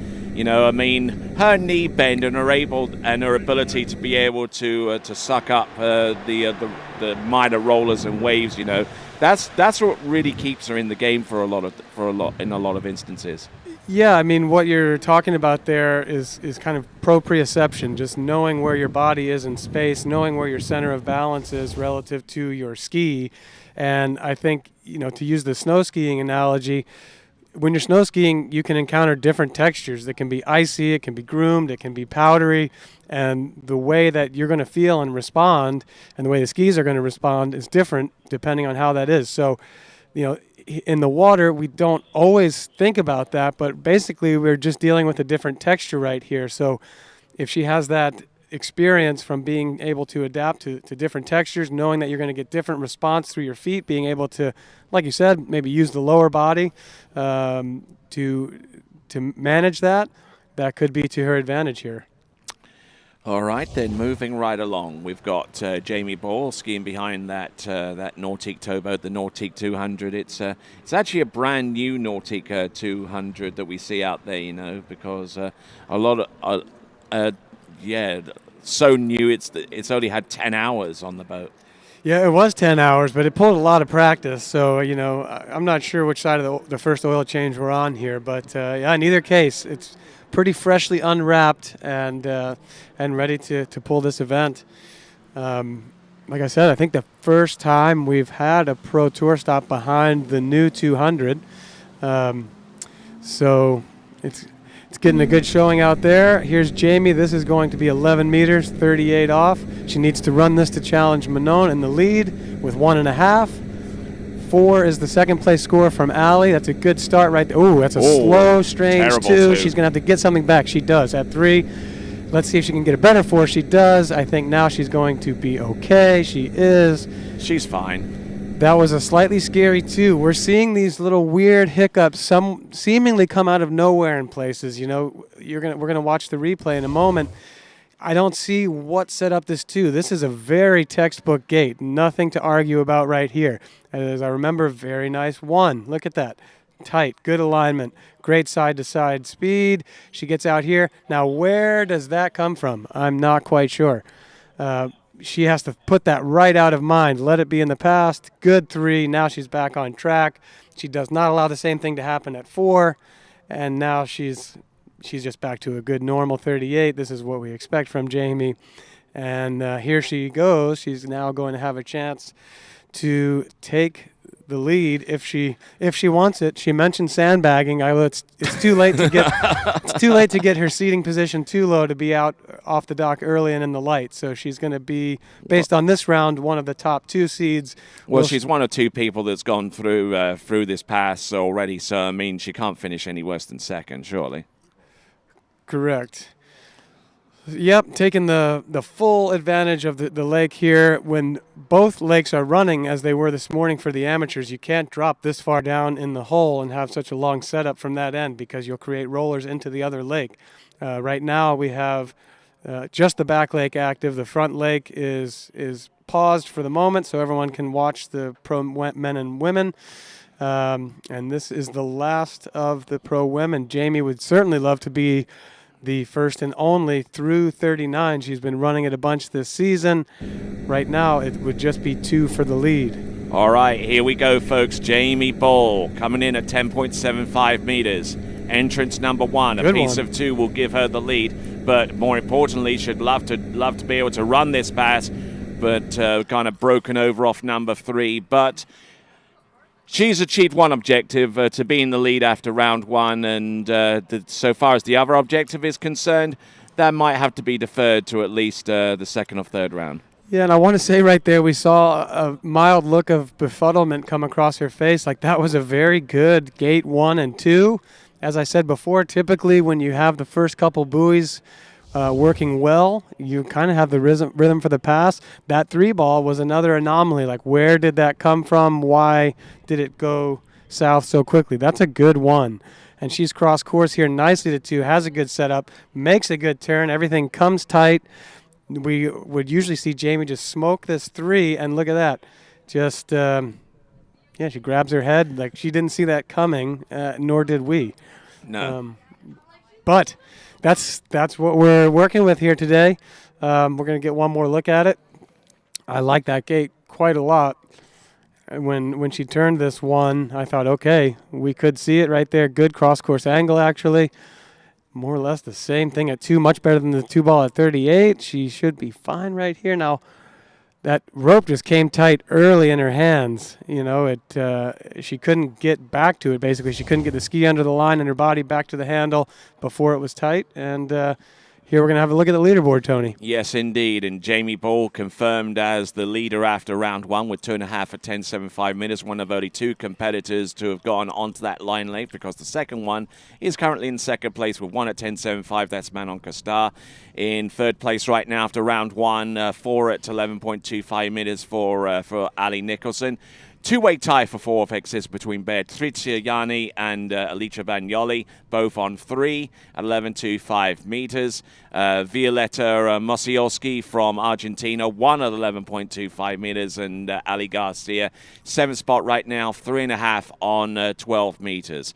So good to see some great skiing out there, and we'll be ready with the first round in men's competition in just a few minutes. And there is your event countdown clock in less than 7 minutes, a little over 7 minutes, and 7 minutes coming up right now. So we've got the men's slalom competition in this, the inaugural 2024 Oxfordshire Pro Am, will take place in a moment. Thanks a lot there, Corey. Oh, or you might want to not want to knock that microphone over. I knew the handshake was going to be tricky. Thanks for letting me hang out in here with you, Tony. Hopefully I can be back tomorrow, and I'm going to go warm up for real and get ready to ski. All right, and we certainly look forward to seeing you ski out there. This is the 2024 inaugural Oxfordshire Pro Am Waterski Tournament, and we will be back with more great action right after this.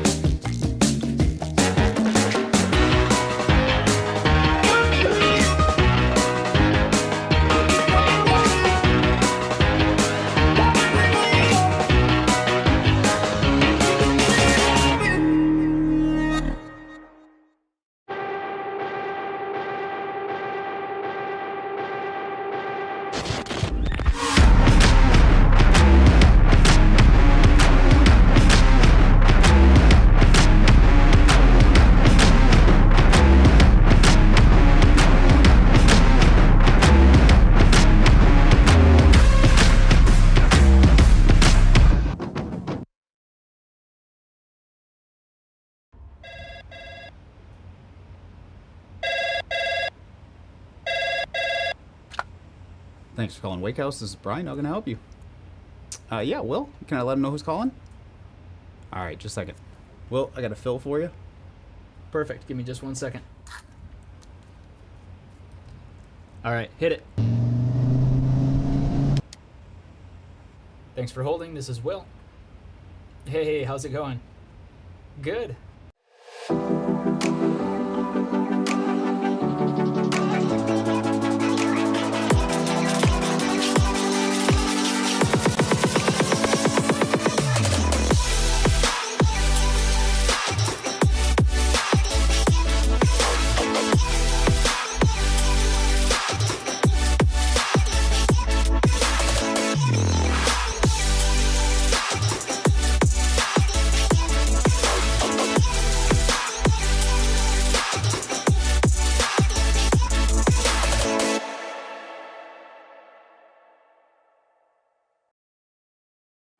I'm so excited to introduce to you guys the NR1.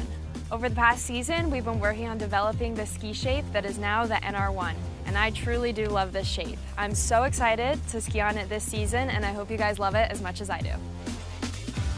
I'm really excited to get on the Reflex NR1 this season and see what it can do for my skiing. Every time I get on it, it just feels better and better. So I can't wait for the 2024 season to get some new PBs on the Reflex NR1.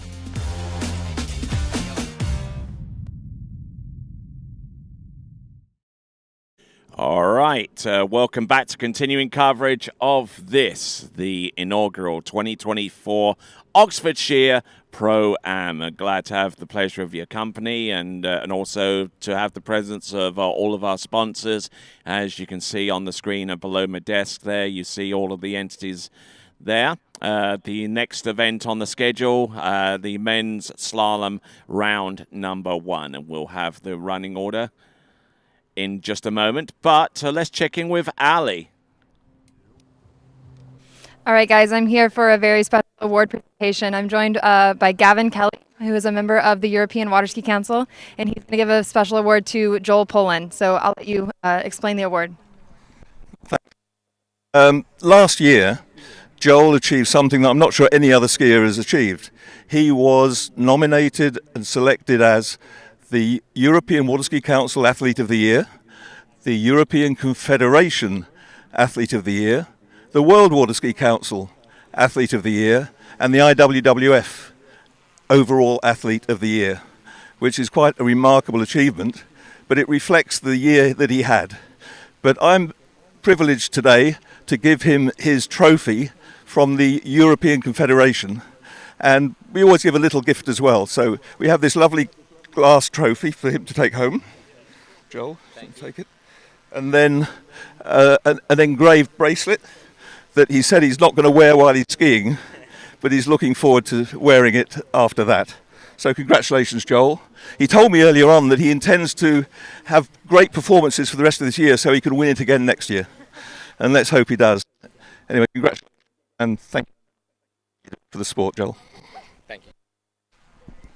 Thank you, Gavin, and we'll give Joel opportunity to say anything, or thank yous or whatnot. Put on the spot a little bit here. Well, first off, a big thank you to my coaches, Matt and John. The two of them, like, the guidance throughout the years, since being like a young kid and everything, like, I definitely wouldn't be here without those two, and another thank you to my dad as well, because, yeah, between those three, like, yeah, I would not be standing here today. So big thank you for those three. And then, of course, you know, Mastercraft, Radar, Shoe Swap, you know, keeping me in the game, helping me do what I do. I would not be able to water ski without you guys either. So yeah, many thank yous to everyone involved. And, you know, there's a few behind the scenes. I could go on a long, long list here. But yeah, thank you, everyone. And yeah, thank you, Gavin.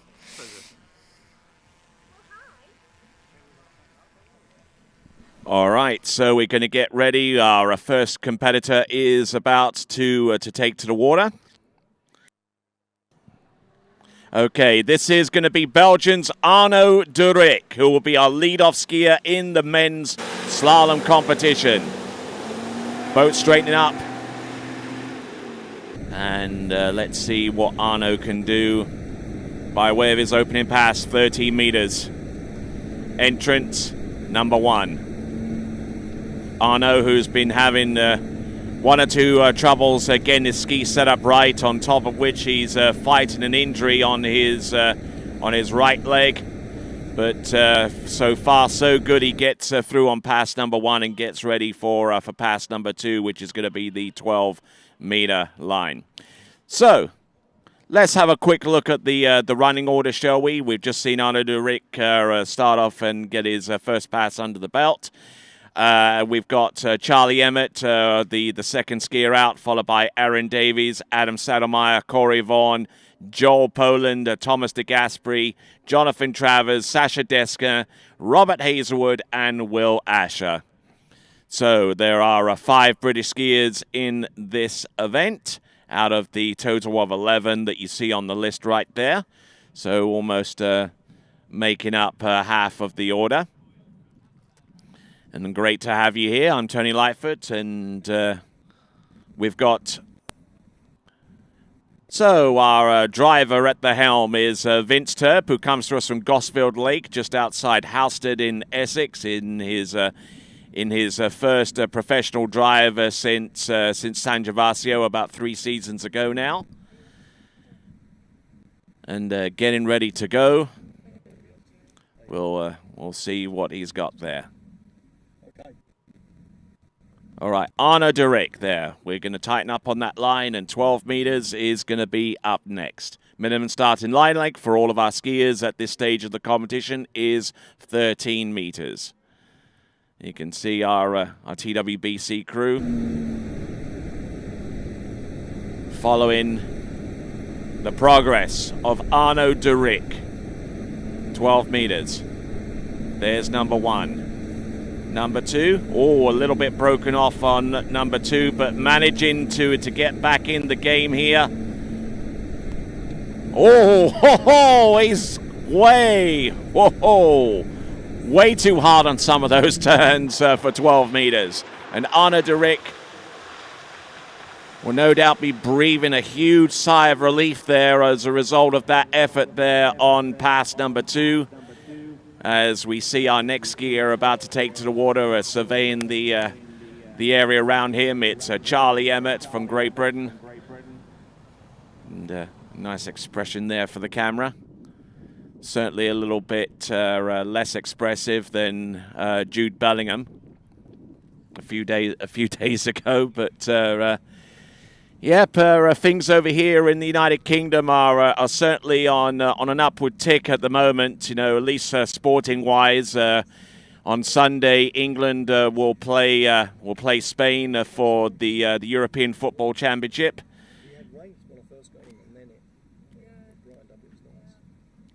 As we get ready and see that Vince is about to mash the throttle down and get ready to pull Arno de Rick back into the course on 11.25 meters. There is a 70-second drop time to account for the high water that is in this lake, then making it a little bit challenging for our competitors moving forward. But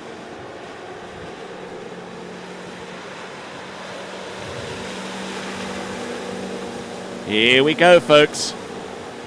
Still getting some great messages through on the live chat. I'll probably hint at 1 or 2 of them going forwards. But here we go. Arno de Rick.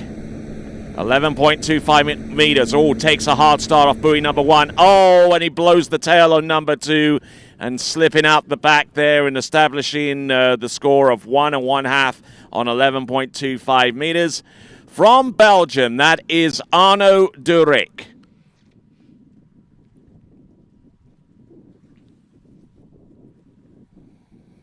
So as he swims in, we'll see what transpires next as we have a look at the gate shot into buoy number 1. A little untidy off buoy number 1, but not totally uncontrollable, and he just tried to bring the ski hard round at the tail end of that turn, and meaning he goes down having scored 1 1/2 on 11. Little on the tail of the ski and not able to get much of it turned off the gate shot into number 1, resulting in him being rather narrow. And he was even narrower coming into number 2, at least from that angle. And he swims in and getting 1 1/2 for his effort. All right then, so we'll return in just a moment, and when we do, it'll be Charlie Emmett coming up next. As the broker of Dayland Real Estate and a professional water skier, I understand what clients are looking for in their dream water ski home. Our company is dedicated to helping you and your family invest in your future together in Florida. If it's time to move on to your next adventure, let us help you find the perfect match for your home. Our team offers service in English, French, Spanish, and German. Whenever you are ready, just give us a call. We will be suited up and ready to assist. Dayland Real Estate, where expertise meets passion. Skiing is fun. It sounds simple, but it's what drives us to build the best products day in and day out. Radar was founded and led by skiers who have instilled in us the passion to push beyond the norm and make better products. This passion fuels our desire to innovate and create. It means early mornings and late nights, red-eye flights followed by dawn sessions lead us to conversations that flow to progression. We never stop dreaming of what's next and what we can do to make skiing even better. Our constant desire to push the sport leads us to where we are now. We have fun creating every day so that you can have fun on the water. Just go ski.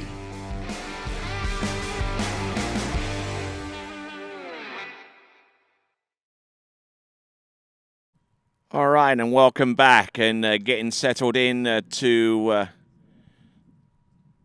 the water here is Charlie Emmett, and we will see what he can conjure up with the effort that he's about to put on out there. And looks like we've got a fairly sizable crowd along the shoreline. They're being treated to some great competitive action so far. They've even got themselves a little bit of a bar going on down there. I mean, how cool is that? Yeah. All it was So we see Aaron Last Davies. year I kind of wore it all the time because that's what I was doing. And this year I just kind of forgot it. It's not been any different, so. All right, so coming in on pass number 1.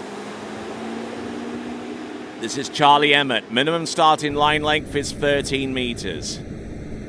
Let's see if he can conjure up a little bit of magic here. Charlie Emmett. I don't know how often he skis here, but he should be well used to what this site has in store so far as the little rollers that occur here and there on high water condition. But let's check in with Ali Nicholson. Alrighty, guys, I'm here with our next skier, Aaron Davies. No stranger to here. You kind of train here pretty regularly when you're in the UK, correct? Yeah, I ski here in the summers. When I was in college, I came back here for the summer, worked here with Steve and all the rest. So I know this place pretty well. Obviously, we're a little high, the lake heights at the moment. However, you know, it's just something we've got to deal with. You ski through it. Yesterday I seen if you just ski through it and you're confident, it's okay. But it's just being confident. Yeah, definitely. I think it's kind of tricking your mind and playing the confidence game. Yeah, for sure. It's just, you know, first round it'll be what it'll be. You know, feel it out. You know, use it as another set, just any other, and just get through it. That's right. Just another set. Best of luck out there. Back to you, Tony. Thank you very much, Ali, and thanks a lot there, Aaron, who not only trains here, you know, but he also trains over in a little place called Bennett's in Zachary, which is just a skosh away from Baton Rouge in Louisiana.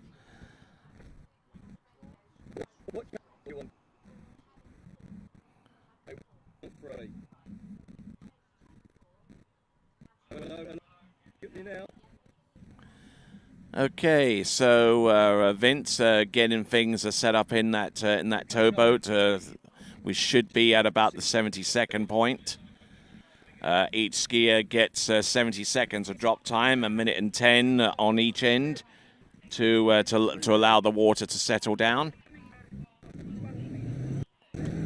So 12 meters coming up for Charlie Emmett.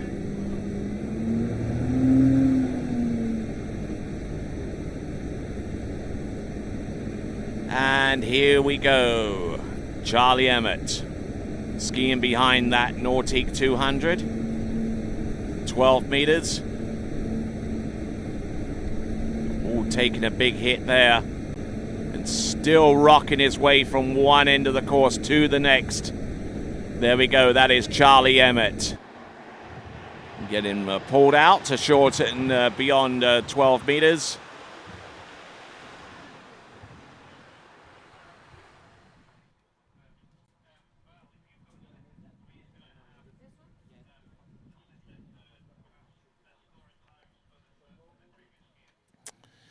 All right, so getting settled in and should be well used to this water.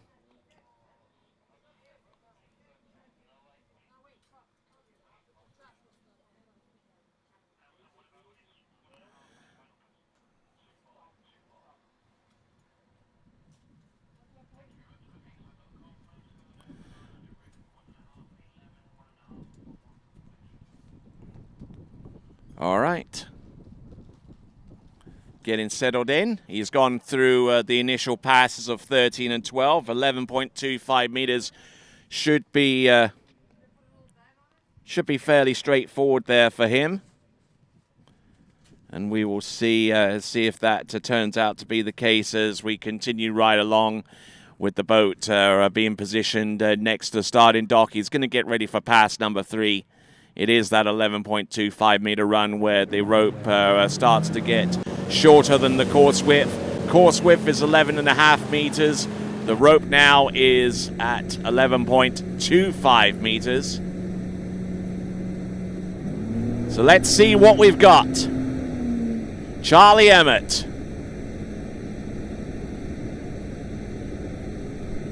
Selecting Bravo 1 on the 0 off setting. There is number 1 and number 2, 11.25 meters, bringing the handle down nice and low. He's round number 4, and unfortunately just losing a little bit of ground around 2 into 3, and that didn't exactly help his cause all that much. So it is going to be a 4-buoy count. It is enough for the lead, but he knows of the quality of skiers that are to come after him, and needs to conjure up a little bit more by way of magic, you know, with the second round coming up tomorrow and the nighttime final a little bit later on after that.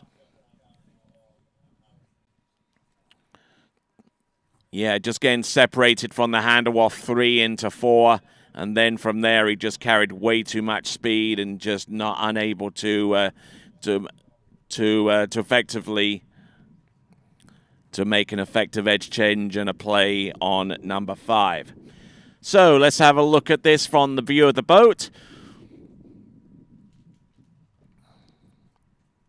Trying to get his hips up and through. Ski's very, very similar in style to someone like a Chris Parrish, especially whenever turns like that are attempted, especially off number 3 into number 4. But just didn't quite have everything that he wanted to all at the same time. All right, then, let's check in with Ali. All right, guys, so I'm here with Arno, our first skier that went out. How was it out there? It was okay. It felt actually better than my set at the last past day. So, yeah, it felt good, but it didn't work out the way I wanted. So, hoping on a better set tomorrow. Yeah, so we have another day tomorrow. We kind of get to rest the rest of today and then reset for tomorrow. So hopefully we see bigger things out of you tomorrow, right? That's the game plan. All right, awesome. Back to you, Tony. All right, then. That was Arno de Rick. And good to hear from him, and good to hear that he still has some optimism going forwards. So, still waiting on a few more messages to come through. Our good friend Gonzalo Pichera, who will be hosting the Waterski Pro Tour's very last stop of the season in November, the Greater Miami Waterski Club, the Miami Pro.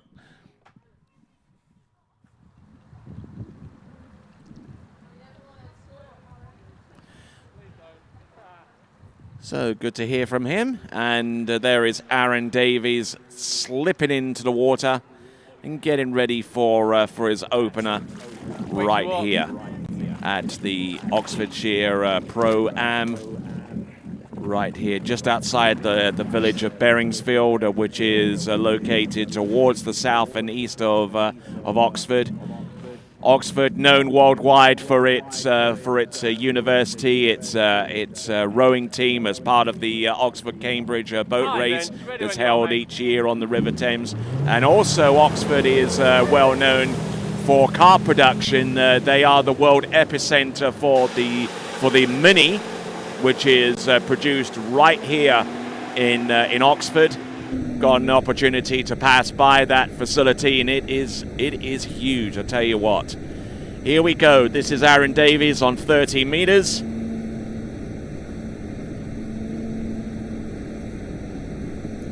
Getting a little broken over into number 4, but managing to still keep a level head on his shoulders. And there you go. 6 buoys there. Opening run, 13 meters. Let's check it.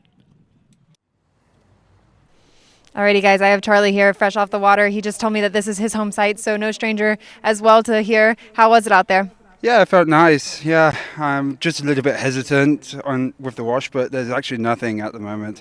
Just in my head. Just need to full attack on the second round. I think that's what we've all kind of been saying, is you just kind of have to push through and ski through it, and I think you're kind of saying the same thing there. Exactly, yeah. But it's going to be okay. I'll be fine about it. Yeah, so I mean, everybody's having to deal with it. We're kind of going to learn to adapt, and we'll hopefully see, we'll see you out again tomorrow, and hopefully some bigger scores. Absolutely, it's going to be fun. All right, back to you, Zenny.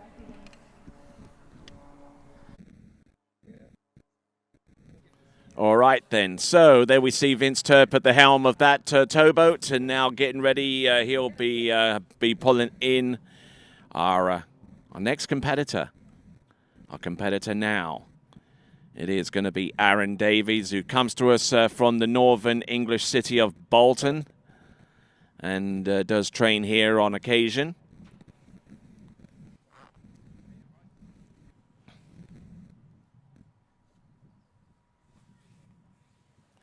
All right, so continuing right along, I'm Tony Lightfoot. Glad to have the pleasure of your company. This is round 1 of the men's slalom competition here in the pro divisions of the Oxfordshire Pro Am. 12 meters coming back, Alpha 2 on the 0 off. Entrance number 1.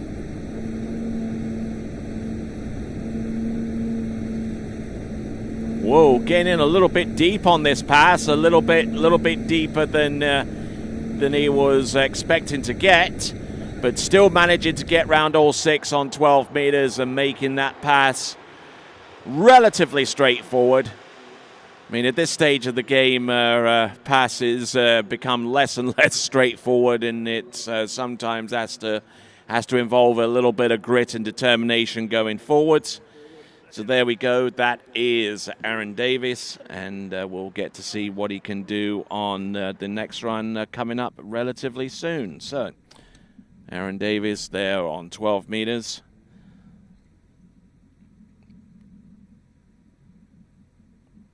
Is it the same every pass, or is it building through the set? Is it the same every pass, or is it building through the set?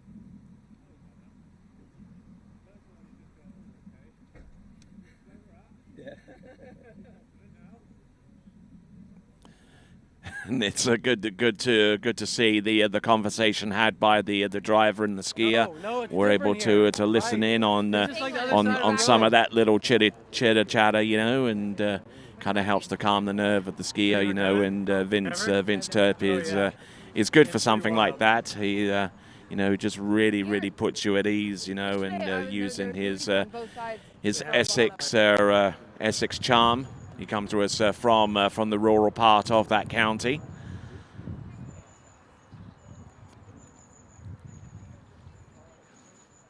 So here we go. We got Aaron Davies.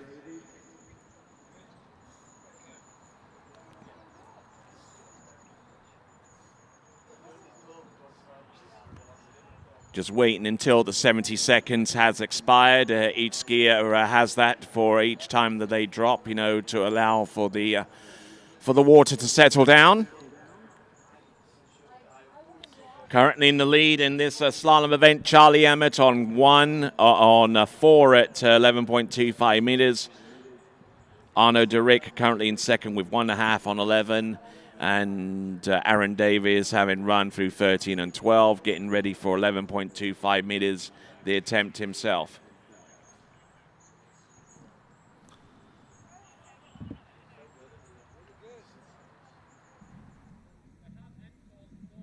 All right, we'll go then, Aaron. Whenever you're ready, buddy. All right. Phone switched itself off.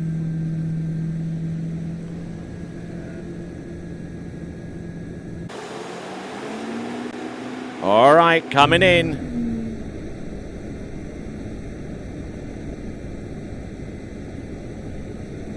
This is Aaron Davies on 11.25 meters. Anything more than 4 will give him the lead ahead of Charlie Emmett. That's exactly what he's done. He just had enough to get round 5, and he gets the job done with 11.25 meters, and he was expressing some measure of delight in being able to get through that run.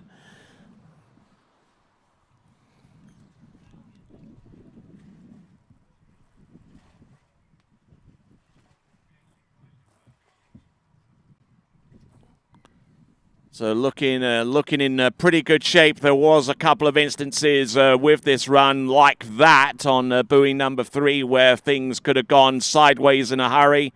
And even that where he had to compress down in his knees just to allow for the ski to fully rotate, could have been a cause for concern. But Aaron Davies, good to go round all 6 buoys on that pass at 11.25 meters. There you go. That expression just tells you everything you need to know as we get set for our next competitor coming to us out of Czechia. It is Adam Sadelmayer.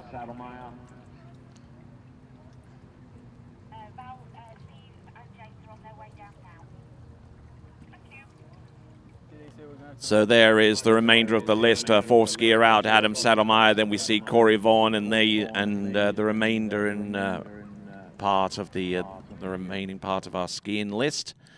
And there we see Vince inside the Army grade tent that was provided to us courtesy of RAF Benson. Military operation going on here for the most part underneath that tent. As we see our good crew here from TWBC, Eliche there with the boat camera and Jason with the sky cam.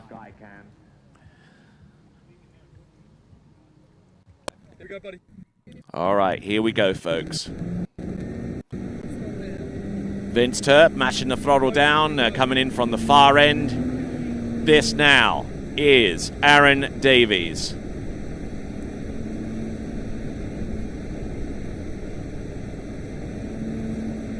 There's one, gets the good start that he needs at 10.75 meters, the first skier that we see on this line length in this competition. In the men's, oh, look at this, 10.75. He's round number 5. He's still on top. Get after it. There we go. 6 at 10.75 meters. He is going to have a crack at 41 off or 10.25 meters. Aaron Davies. Huge score going forwards.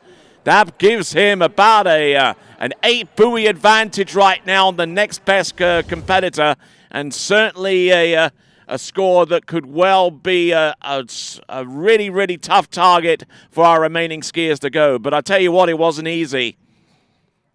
Got around the first couple of buoys, and then from there things started to go really, really lopsided on him in a hurry. But he managed to get the ski outside number 4.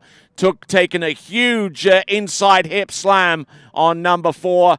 Managed to get round number 5, and then he just pulled for all that he could do and almost slipped out the back as he got round number 5 and round number 6.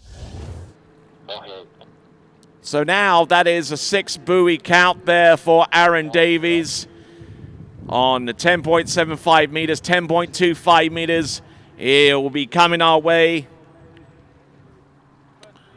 Ordinarily, if the lake level had been about a meter lower, the drop-down times would have been significantly shorter. But as the conditions are the way that they are, we've made accommodations for that and have given the skiers, as I mentioned before, and will continue to remind you, that each skier has 70 seconds, a minute and 10 of drop time on each end to allow the water to settle down. Here we go, folks. Now, this is Aaron Davies coming in, 10.25 meters. Gates, number 1. Well, I don't know if he made a play on number 2. He's trying to sell it, and he raises his hand, and the score is under immediate review as a result.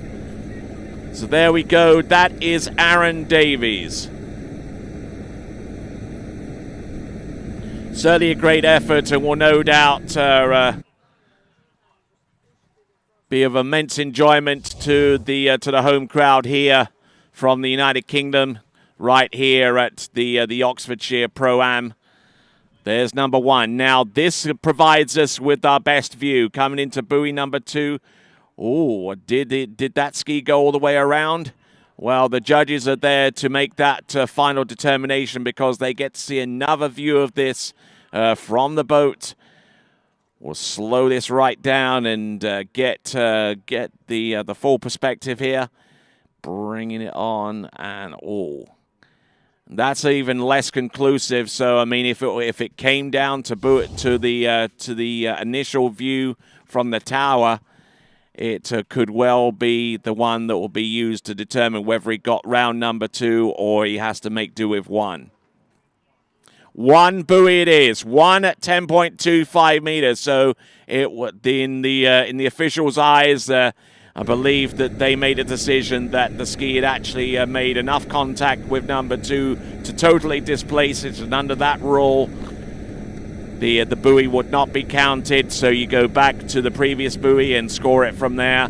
And in this instance, it's going to be 1 at 10.25 meters. The current lead score from Aaron Davies. All right, so let's have a quick look at the leaderboard. After 3 competitors, Aaron Davies with 1 at 10.25, Charlie Emmett on 4 at 11.25, and Arnaud Derick with 1.5 at 11.25 meters. All right, so here at the Oxfordshire Pro, the Waterski Pro Tour stop number 8 on the season. And we've got plenty more events to come as we wind on through the summer.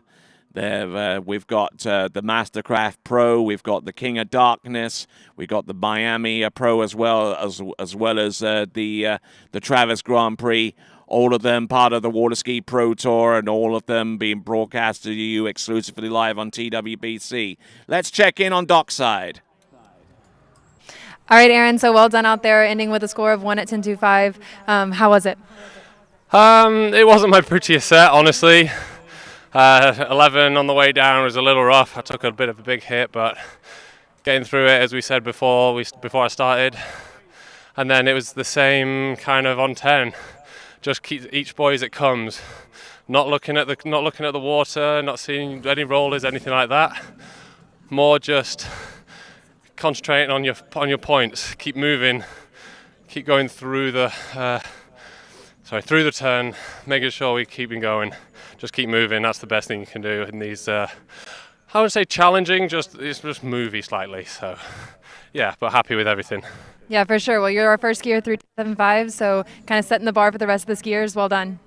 Thanks, Ali. Yeah, thanks to everyone who put the event on. It's great to have an event here at Oxford. I've worked here for 5 years now, and I know the potential of this site. Yeah, it's amazing. So yeah, it's great to have an event back in England as well. Yeah, it's kind of fun to see the pro event here at your home site that you've kind of, all of your friends and everything coming out to see it, right? Yeah, it's always good. It's a home crowd's always fun. Just great to do it in front of them as well. All right, awesome. Back to you, Tony. All right, then, continuing right along, and there is the remaining start order on the list from skier number 4 all the way to 11. And with that, we're going to take a quick break, and once we return, we will have Adam Sattermeyer take to the water next.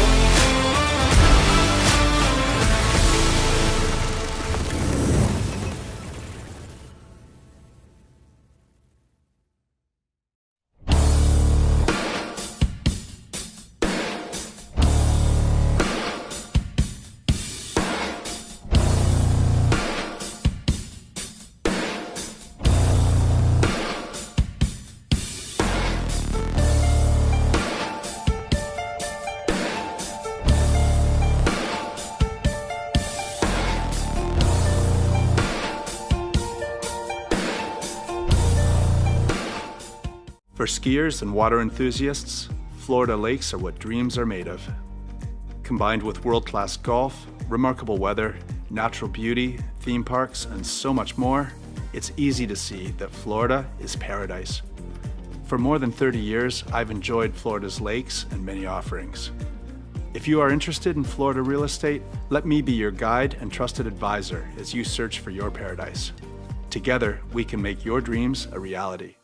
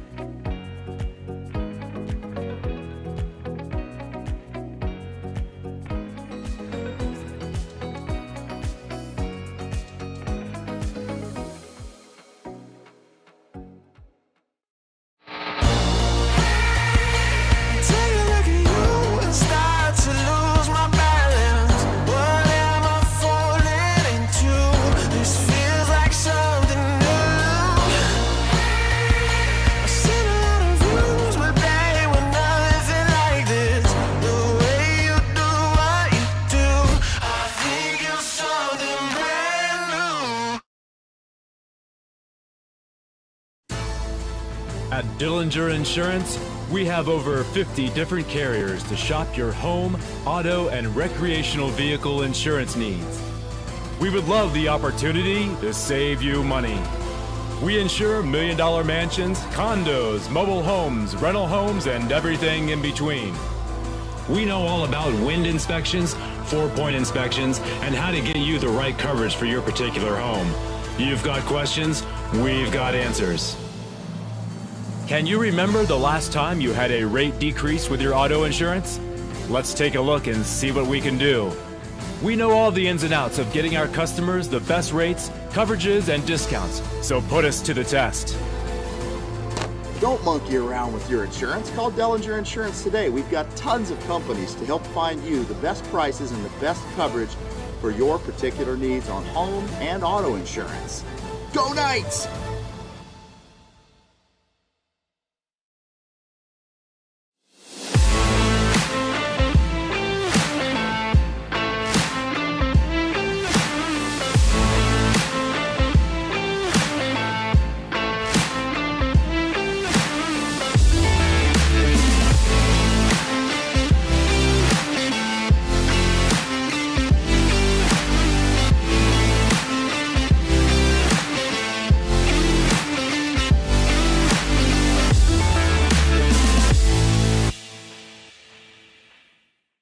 All right, welcome back to continuing coverage of this, the inaugural Oxfordshire Pro Am, coming to you from Beringsfield, just outside of Oxford in England. My name is Tony Lightfoot, and glad to have the pleasure of your company, no matter where you happen to be watching us from, whether you're watching us from Europe, from Australasia, from a whole bunch of other locations around the world. You are most certainly welcome indeed. All right, looks like we're seeing one or two of our competitors getting limbered up for this competition. I believe that's Thomas De Gasperi from Italia. He'll be coming up in just a few skiers of time.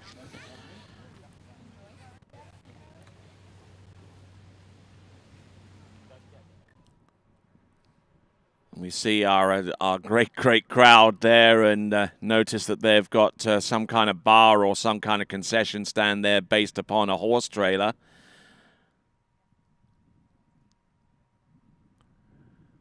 And there we see a good smattering of people there watching the slalom skiing as it transpires here at the Oxfordshire Pro Am for 2024.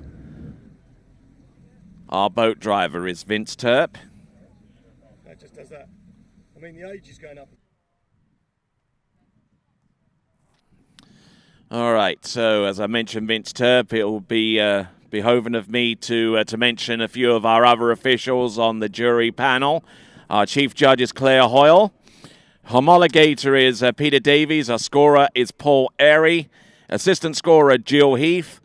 Our judging panel consists of Gillian Asher, Amber Butterfield, Lily Dest, Andrew Dyson, Claire Ellis, Jill Heath, Kevin Heath, Nick McGarry, Tom Parkin, and Val Parkin. Our chief driver is Vince Turp. Amazing, but as we see Aaron watching and trying to get some of his own feedback on what he's done out there on the water. Among our other drivers, Adi Asher, Nathan McGarry, Greg Perry, and those are the drivers. And we also have Dave Stevenson as part of our judging panel as well. So we had a little bit of a technical difficulty there, but we're pleased to say that we got it resolved, and we got Adam Saddlemeyer about ready to take to the water. He comes to us originally from Czechia, but lives and works in Central Florida these days. He works for a well-known and well-connected signage business, which does and conducts business along the eastern seaboard of the United States all the way up to northern states such as Connecticut. But here he is. This is 13 meters. Oh, dipping in hard there with his head there on number one. Managing to keep a good head upon his shoulders. Didn't practice coming into this event, so probably wasn't totally used to how his ski would react with the water, having not skied on it at all prior to what he did just then. So with that in mind, let's check in with Ali Nicholson. All right, Corey, we heard you on the mic earlier. You got to kind of watch, and how are you feeling going into this? Yeah, I mean, I'm going to stick with my game plan, which is just one pass, one buoy at a time. It's like there's an adaptation to make. Hopefully I can use the first couple passes to just continue to feel my way into it. And then Aaron showed us that no days off. You got to be running 39. So we're just going to try to keep it going as long as I can. Yeah, it's always kind of nice to see those skiers before you go out and put up a big score, right? And it gives you a little bit more confidence. Typically, yeah. I mean, he went out there and threw it up, so we know we've got to do that, and we know it can be done. So, yeah, exactly. Now, just go take care of business. All right. Well, can't wait to see you out there. Good luck. Back to you, Tony. And there we go. That was Corey Vaughan invoking the famous quote by Nick Saban, a highly storied college American football coach, in saying that there are no days off. You got to be ready to go and be ready to react as and when situations like that come up. And there we go. So we look forward to seeing Corey Vaughan take to the water in the next few minutes. At least as long as it would take for Adam Saddlemeyer on the water to complete his run, which hopefully won't be immediately. This is 12 meters. It's looking strong out there. Oh, getting broken over off 5, but he has enough in hand to get round number 6. And certainly not the perfect looking passes, and they're by no means pretty, but they are effective. And Adam Saddlemeyer good to go. Round all 6 buoys on both 13 and on 12 meters.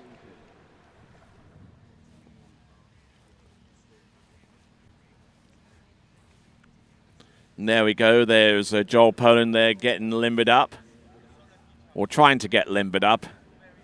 Can he do a backflip? It's standing backflip. Is he going to try? No. I bet he could. Does he go? Does he go? Erica Lang can do it. Come on. But she's like a level 9 gymnast, you know, and Joel Poland isn't quite that limber. Anyway, you could see he was tempted, right?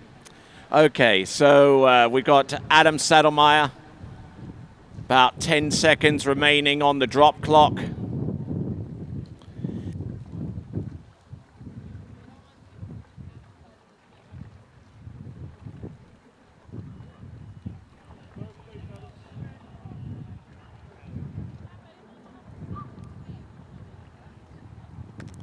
All right, then. So we get ready for Adam Saddlemeyer, former European men's slalom champion from many seasons ago.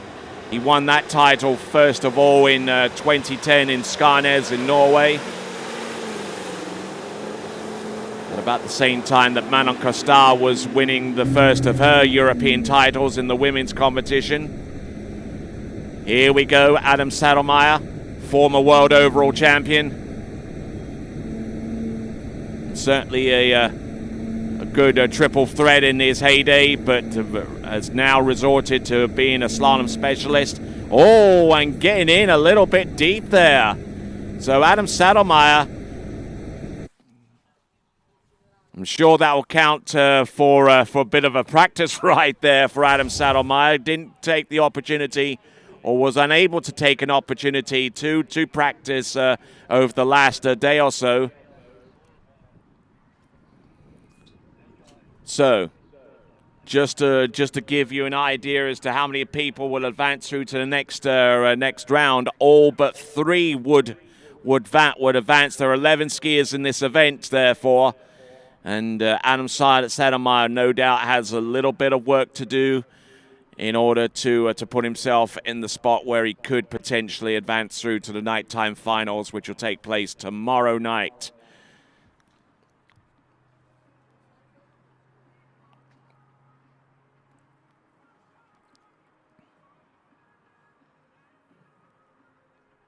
Just getting in real deep on some of these turns and just not really feeling it too much out there. And yeah, especially on 2 and 4. I mean, it's just wow. I haven't seen Adam Saddlemeyer slalom in that kind of vein for quite a while. But then again, he didn't practice going into this event, so maybe that has some bearing and upon the performance that we just seen as we see our crowd shot on the other side of the lake, and Adam Saddlemeyer will be brought into the dock. There you see Adam Saddlemeyer with 4 at 10.75 meters.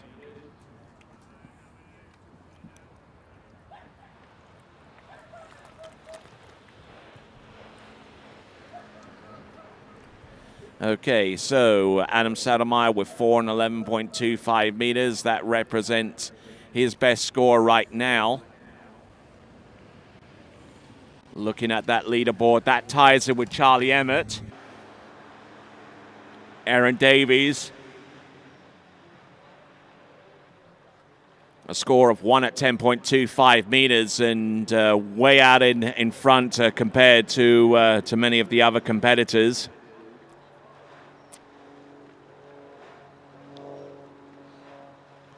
All right, let's see what our next skier can do. Coming to us out of the Northern American state of Virginia, specifically the village or town of Bumpus.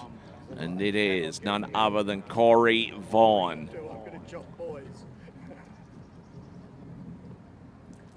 Not too sure what the holdup is before Corey takes to the water. Maybe that that drop timer comes into to play before they even hit the opening pass. And they are ready to go. All right, let's do it. Thank you. Okay, selecting Alpha 2 on the zero-off system. Skiing behind that Nautique 200, Corey Vaughn.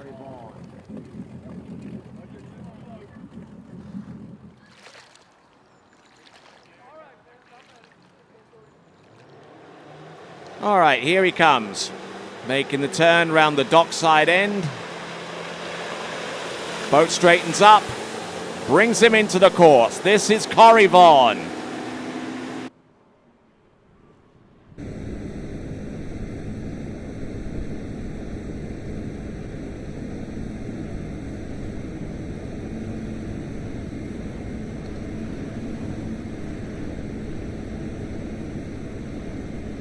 All right, not looking bad. So far, so good. 30 meters. Yeah, great skiing there from him. And with that in mind, let's send it over to Ali Nicholson. Alrighty, so here with Sledge Rides fresh off the water, you came into this without having a practice set, so that was a little bit of kind of your first set out there. Any thoughts? Yeah, definitely a little surprised after first pass. Felt great on the second, kind of felt like I got my head back in the game, but the two ball at third area just surprised me a little bit, and yeah, I wasn't able to pull it back from there. So just know what I need to do differently in second round, and that's the beauty of these formats. You got another shot at it, and I'll certainly take that.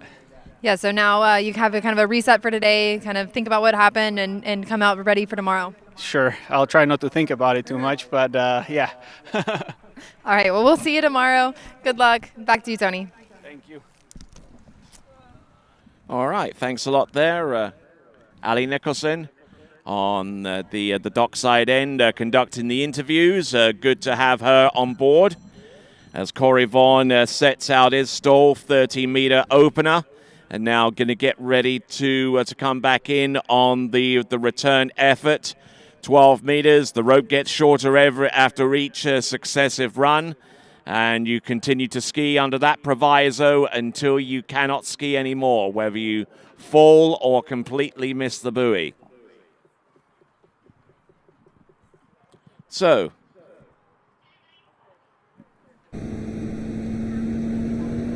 here we go, folks. This now is Corey Vaughn.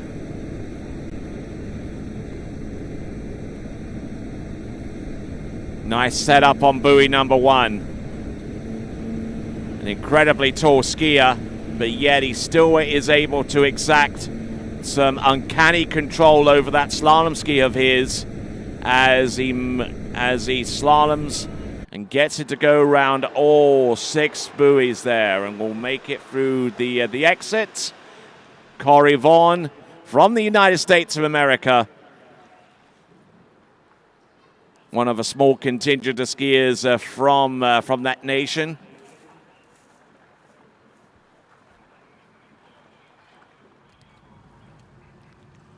There we have a look at the dockside and see that that Joel Poland is our next competitor. Then after him, it's DeGasperi, Travers, Desker, Hazelwood, and Asher in that order. 6 skiers remain. We're about halfway down this list. There's our current leaderboard. Aaron Davies with 1 at 10.25 meters. Charlie Emmett, Adam Saddlemeyer on 4 and 11. So here we go. Getting ready, Corey Vaughan, and just the last remaining fragments of time there on the drop down. 70 seconds each time the skier drops after the end, and the reason why we have this extended period of time is to allow the water to settle and to provide the skiers with the best and fairest conditions possible going forwards. The water is about 3 feet or 1 meter or so higher than it typically runs, which is why there is a fair amount of rollers, as one would say, on the slalom course.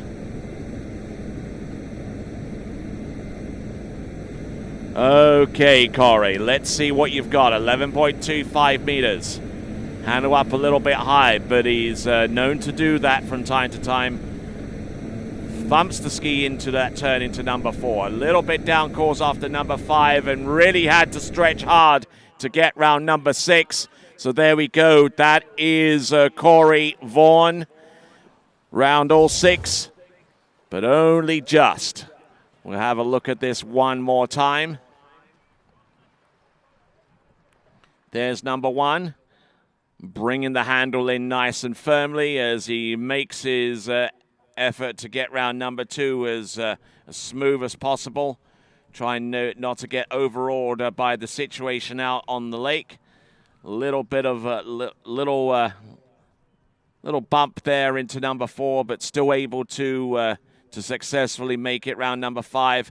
And yeah, had to really stretch out hard there with the inside hip to get round number 6. And certainly made that pass a little more difficult than it typically is for Corey Vaughan, as we see Joel Poland on dockside, just going through his mental keys and making sure that everything's kosher for him going forwards. Getting some messages coming through, and for those of you that are on the shore side here and have access to the YouTube channel and watching us on that device, why not send a message or two in? I'll see what I can do about responding to 1 or 2 questions or comments there, including a comment from PKB, from Kiko and Filippo Bazzotta, who are watching this competition. They were involved in San Gervasio last week. 10.75 meter, our second skier to make it to this line length. The current lead is Aaron Davies on 1 at 10.25 meters. Come on, Corey. Round 5, round number 6, an extra little bit of stretch to get round that pass. Fantastic effort, and our second skier to get to 10.25 meters comes to us out of Bumpers, Virginia, and that is Corey Vaughan. Superb effort there, Herculean effort. And oh my word, you could see how early he pulled in for his entrance gates, having to try and maintain his width with a tighter line coming into the gate shot, and that set him behind right from the get-go. But a skier who is extremely adaptable on that ski, that brand new ski, the KD Platinum, which he's only been riding on for about a couple of months or so. And he's worked extremely hard with the likes of Terry Winter to get that ski set up for him exactly how he likes, and it's certainly working for him right here and now. There we go. That is Corey Vaughan, and doing a grand job out there with that pass. Certainly getting plenty of support from the other side of the Atlantic, and you could win a ski of your choice. Go to waterskibroadcasting.com. Click on the link towards the top of the page, and you could enter yourself for an opportunity to win a slalom ski courtesy of D3 or Conley. Tomorrow we will have the skier of the day vote, but that's not until tomorrow night. Right here in the daytime. Getting ready. 1 is the lead on this pass at 10.25 meters. This is Corey Vaughan. Entrance, buoy number 1. Hit, and goes down rather hard. But ladies and gentlemen, let's give it up for Corey Vaughan. Currently in second spot with half at 10.25 meters. Looks like the consensus is on a half. Consensus appears to be on half a buoy at 10.25 meters, and that was pretty plain to see. And as we look at him once again, rolls in. This looks like a pretty decent gate shot, but he was well forward over the ski. The weight distribution was skewed, and that meant that he popped the tail and was unable to continue on. There we see on dockside Sasha Deska, who will be one of our next skiers to take to water in just a moment or so. And for those of you that are eagle-eyed right now and seeing how blue the water is, that is because of the blue lake dye that it has been added to the water to mitigate plant growth. Because even as recently as about 5 years ago, when I first visited the Oxfordshire Wakeboard and Ski Club, one of the major concerns, one of the major things that occurred on this site was the fact that the weeds would grow and they would get in the prop, and that would not. It did not make for a pleasant skiing experience, so they made the decision many seasons ago to use lake dye to mitigate the plant growth, and that is exactly what has happened, and it's certainly a more pleasurable skiing experience here at the Oxford Wakeboard and Ski Club here on Queenberry Lake, the home of the Oxfordshire Wakeboard and Ski Club.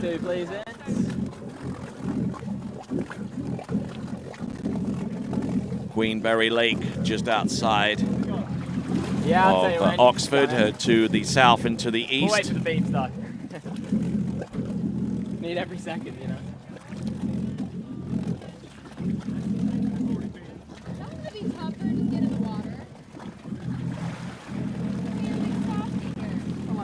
All right, so I think we've cottoned into his tactic here. He normally dock starts at every single tournament, and that appears to be a good enough reason to try and stay warm, at least for pass number one. Here he comes, Joel Poland, coming to us out of Clapham in London. Here he is.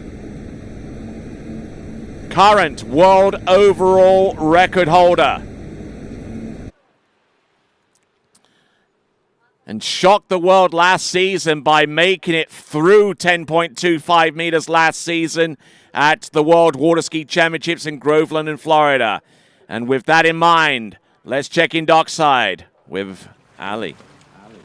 All right, so I'm here with T-Gas, bundled up in your nice puffy jacket, a little bit different than what we're used to seeing over here at the Pro Tour. You ready to ski? Yeah, I mean, I took a practice set yesterday, and gotta say, I didn't feel very well, but I woke up at 3 a.m., so hopefully today will be another ball game. So I see that it's possible that the scores are there, so I'm gonna go out and attack. Yeah, and I mean, I know those sets are always hard when you get up early in the morning, you have the whole day of traveling, you get here, you want to practice, but yeah, kind of reset for today and ready to see you put up a big score, fresh off the podium last week at San Gervasio, so hopefully today's your day. Yeah, thank you. I'll give my best. All right, back to you, Tony. All right then. So we're seeing this instant replay again for Joel Poland, and yep, just a little bit of a love tap there around buoy number 6 on the water there. He likes to have some fun out there on the water, no matter what the situation is, and I think honestly, knowing Joel Poland as well as I do, I think that was pretty weak if we're being honest. But there you go. We continue right along. 12 meters coming up next. There is Thomas de Gasperi in that red puffer jacket. Don't know how much of his clothing allowance he had to sacrifice in order to put that in his carry-on. But here we go. This is Joel Poland. As I mentioned, shock in the world last season. Full pass, 10.25 meters. gotten a 0 score on 9.75 meters, but a score on that line length nonetheless, becoming the first skier to ride a radar to that distinction.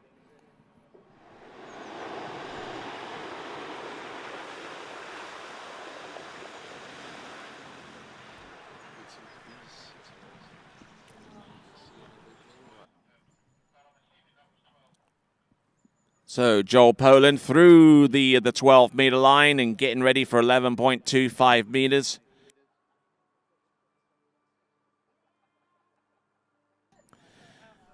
All right. So Joel Poland doesn't have a Will Asher on dockside to trash talk to so much anymore. Did plenty of that last weekend at San Gervasio. He could try and start up a little bit of conversation with Thomas de Gasperi, though, but I don't think Thomas is having any of it. But I was talking about trash talk in there, Thomas. You hear me? Yes, I can. Yeah, we can hear you. Now he realizes. Okay, here we go. We've got Joel Poland getting ready for the next run. It is going to be 11.25 meters. These passes get ever more difficult, ever more critical. And the start needs to be right on key. Here we are. We've got Joel Poland approaching the course, 58K, line length, 11.25. Here we go. Joel Poland, 11.25 meters and kind of stalling up a little bit on number 2 and on number 4 as well.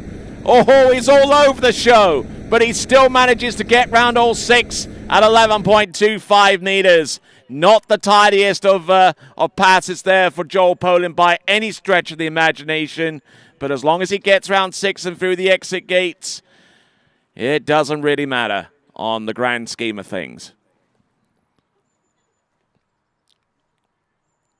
So 10.75 meters coming up very, very soon.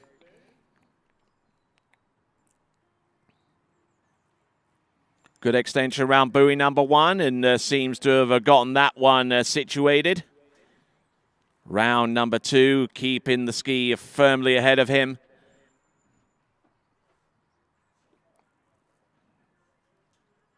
So, as we continue to rock these passes, everyone that is cleared 11.25 meters and has attempted 10.75 meters up to this time has run that pass of 10.75 meters. So certainly a stat to be mindful of as we continue to make our way forwards up.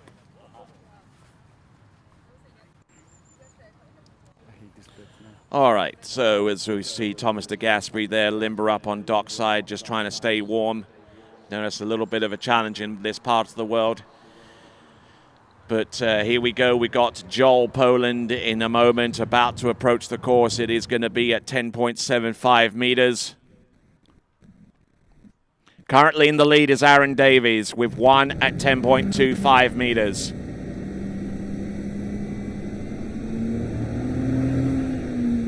So one British skier challenging the other.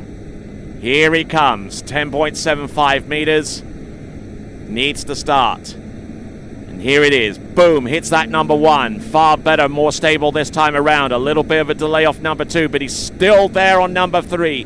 Good to go. Oh, some rollers into 4, but he's still there around number 5. He gets this one to go. Yes, there you go. Joel Poland, a 6 buoy count. And getting ready for 10.25 meters.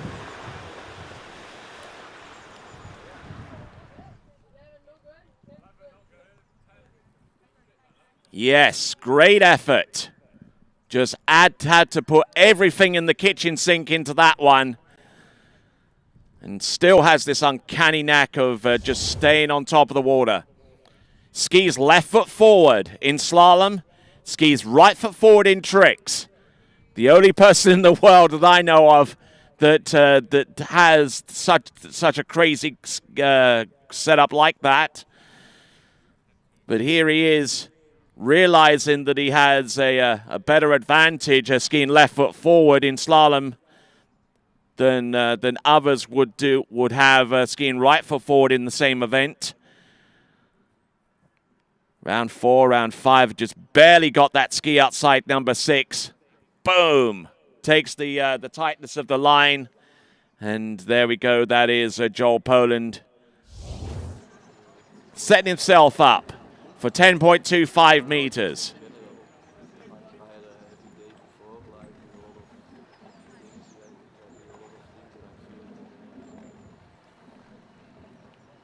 All right, so let's see what he has got in store for us here.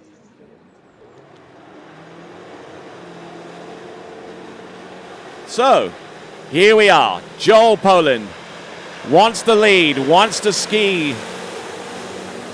First of all, he has to get through the target that's set by Aaron Davies of 1. But his immediate target is more than a half.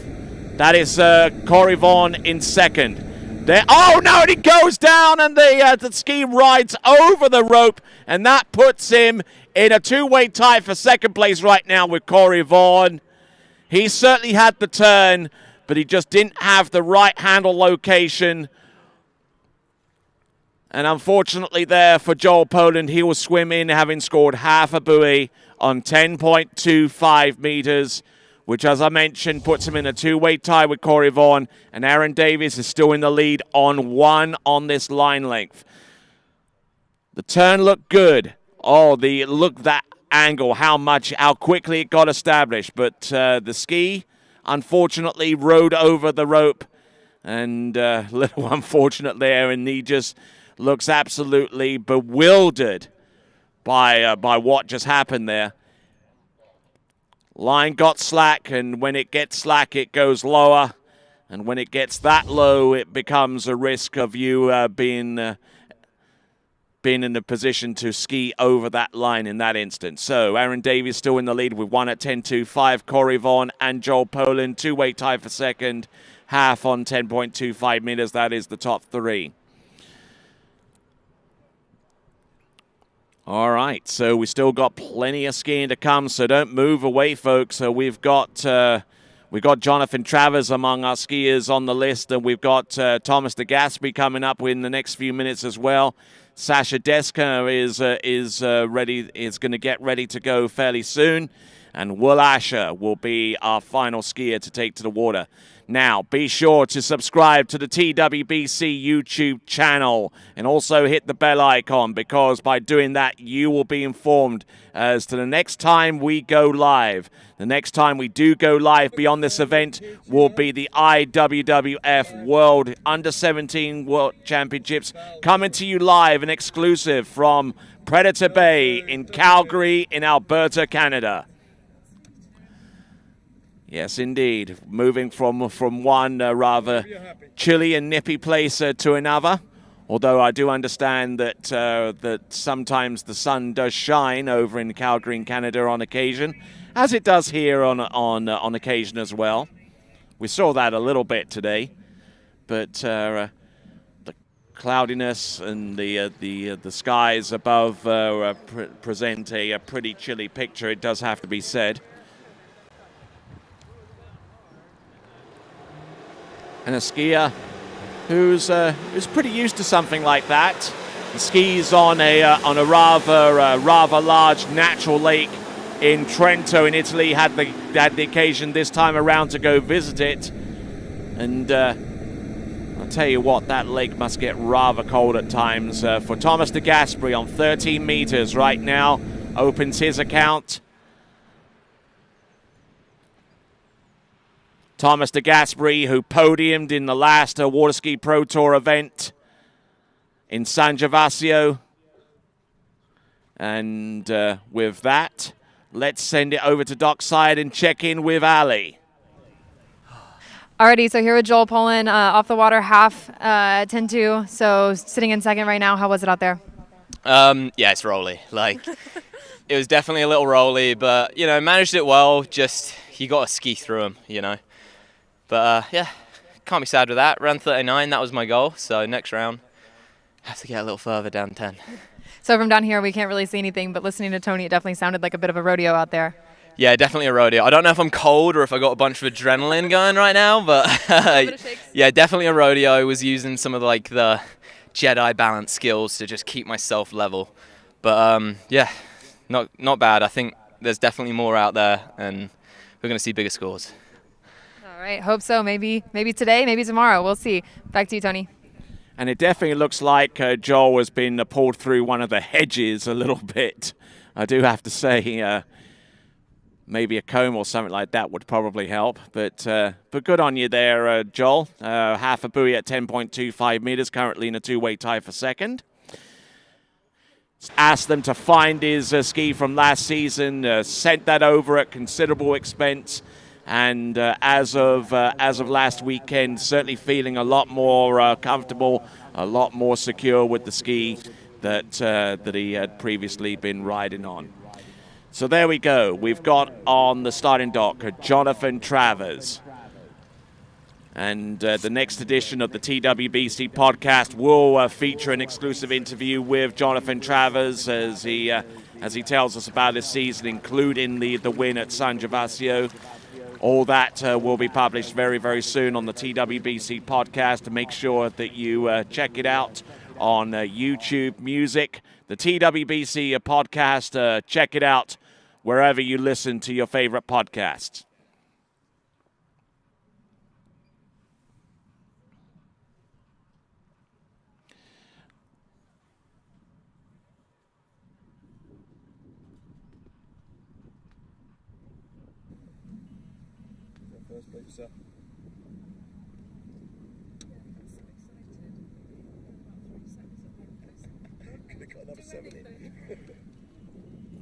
All right, so for those of you that are wondering about the temperature of this facility, here we go.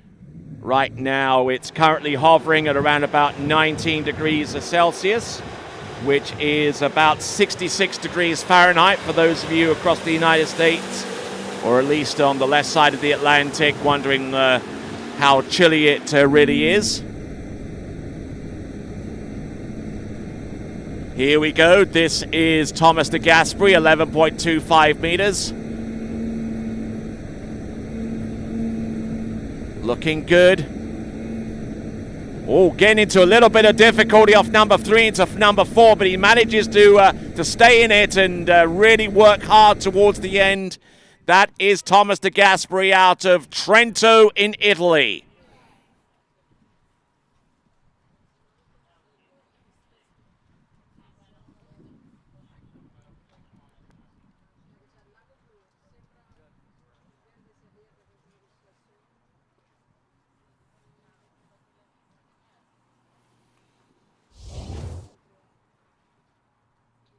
So, Thomas de Gasperi, just looking at this once again. A little bit jumpy with the edge change going into buoy number 1, but that's understandable really considering he's right foot forward and would favor his left side turn compared to the right. Having to really fuddle with the handle a little bit round buoy number 3, but number 4 looked okay, and then from here on in, brought the handle in, settled in nicely here, and gave himself plenty of room to get round all 6 at 11.25 meters. So, Thomas de Gasperi, as I mentioned, from Trento, it's in the northeast part of Italy, maybe about two and a half hours away from Venice, where he typically flies in and out of.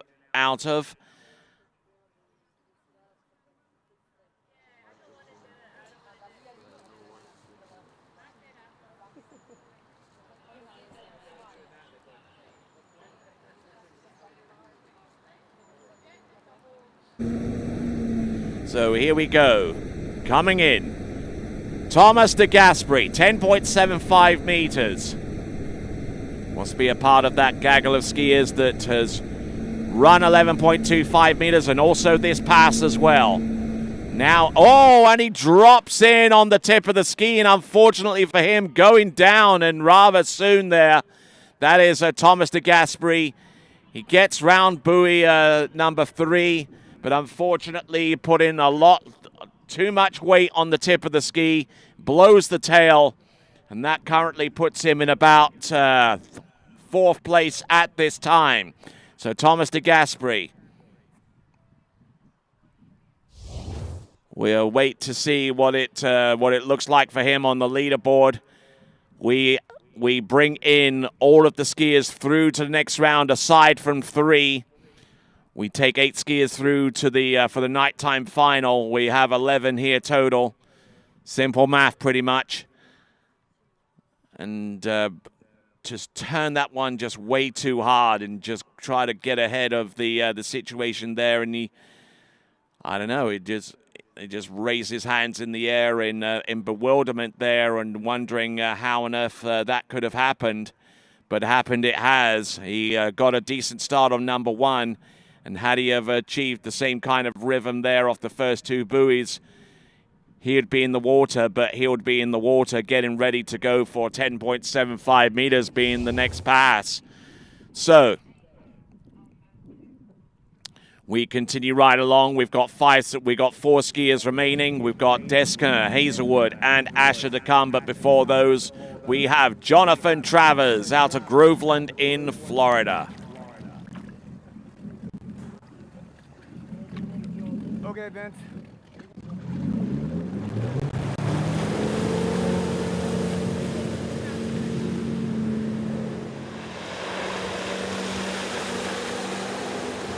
All right, so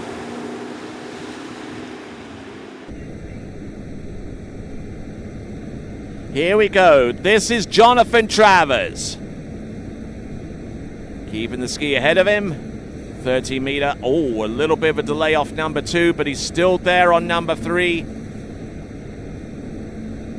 Skier who can adapt very quickly to what occurs out there on the water. And he certainly had to on that occasion, getting round all 6 on the opening pass. And we will check in with Ali Nicholson right about now.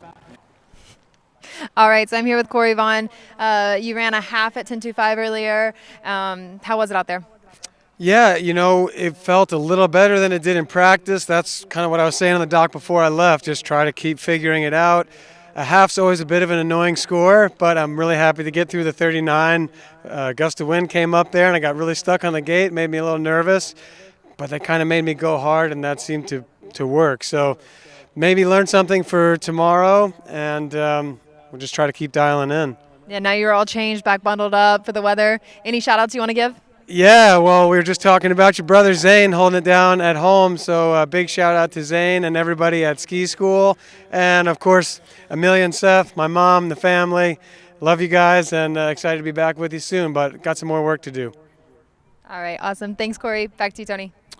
All right, then, and no doubt he's got a whole gaggle of people watching him as well, a whole slew of them, including Jay McConnell and one or two others, Billy Martin and Paige Totman. They're behind Corey all the way, and they've populated the live chat, so we thank them for doing that. And you can actually populate the live chat by going to our YouTube channel and watching our event via the YouTube player.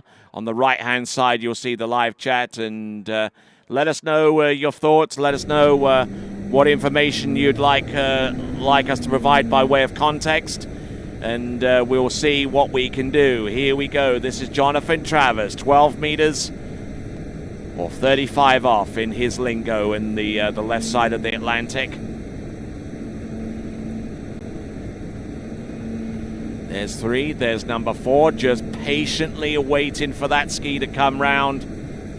And not bad at all, as a matter of fact, there for Jonathan Travers as he slices and dices away that run.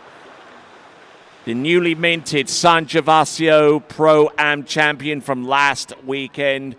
Certainly didn't get to the best of starts there, but he just hung on for dear life and just continued to rock his way through to victory for the first time in professional water skiing for about 11 seasons, and looking to replicate that effort right here, right now.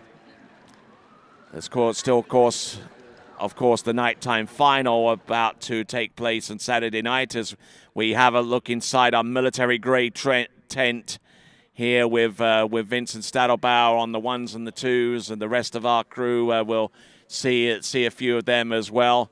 Claire Hoyle is our chief judge, and she's sitting directly behind Vince, or actually standing, as a matter of fact. I believe Jill Asher is the other judge in the tent as well, making sure that if there are any close calls with buoy totals and what have you, that they're able to be Johnny on the spot and be able to go through an instant replay sequence to determine whether the initial call that they make is correct or whether it needs to be revised. All right, so what do we got here on the water? We got Jonathan Travers. He is 2 passes deep. A third pass coming up. It's going to be 11.25 meters.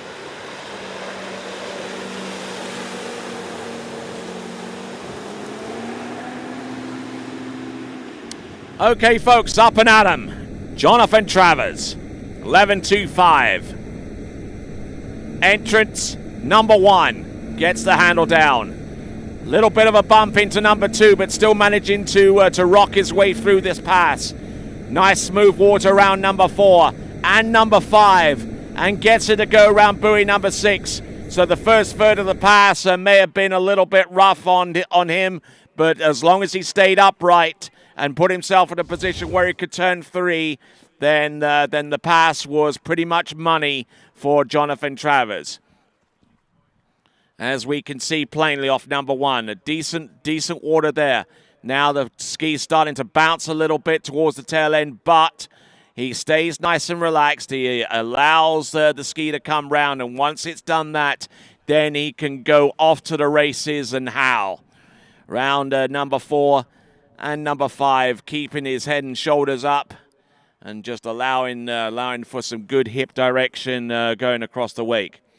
All right there, so let's continue right along. We have got Jonathan Travers on the water as it stands right now. For those of you that are watching us in Melbourne, Australia, or even Sydney, Australia, it is 1:45 in the morning on a Saturday. It is 5:45 p.m. in Rome and everywhere else in Central European Daylight Time.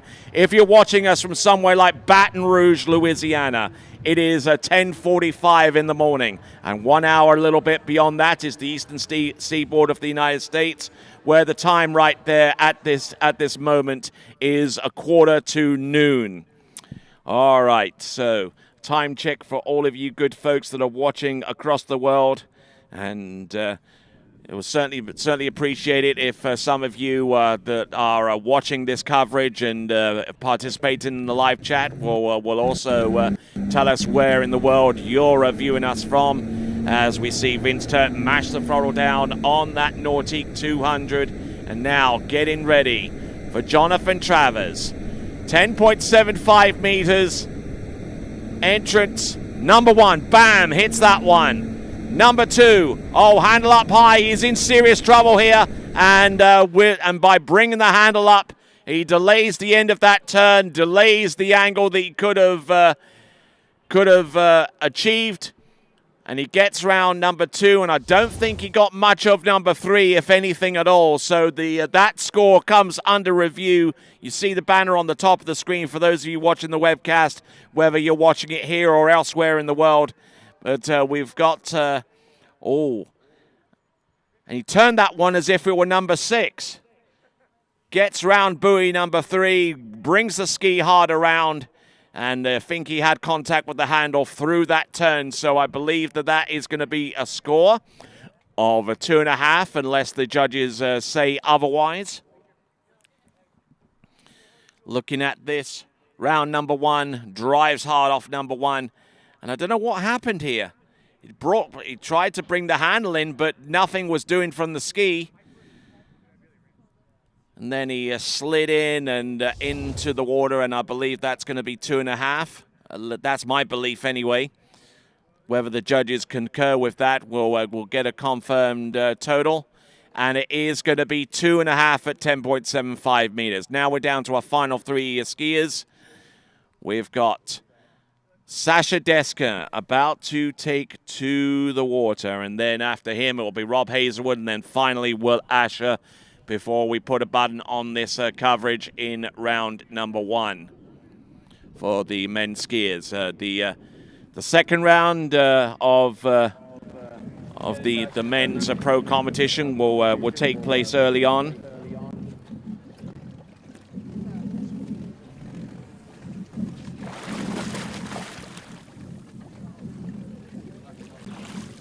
Just to let you know what our time schedule is going forward.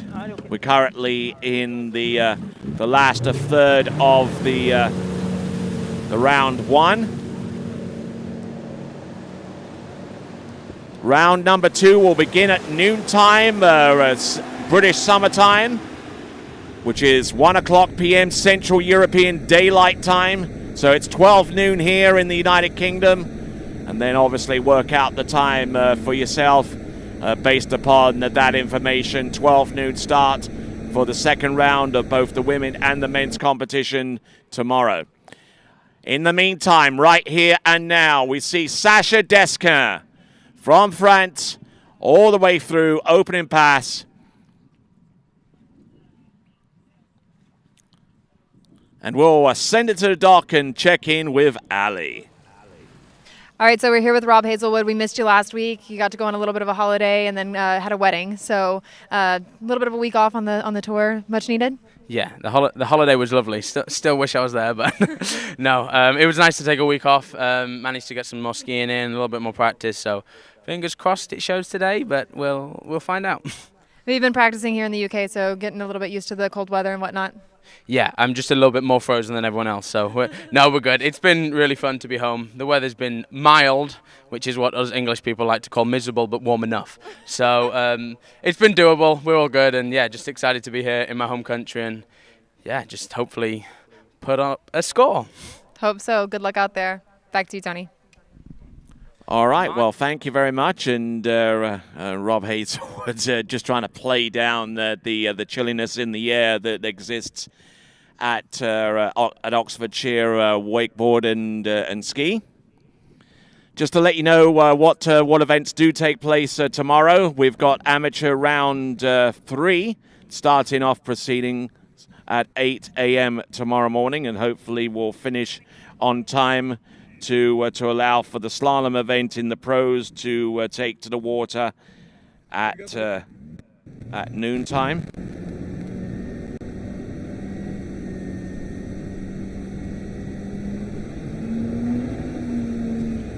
All right, so Vince Turp at the helm of that Nautique towboat, and a few meters directly behind him on 12 is Sasha Deska. Round buoy number 1 is good to go for number 2. Dropping in on number 3, continuing to roll on number 4.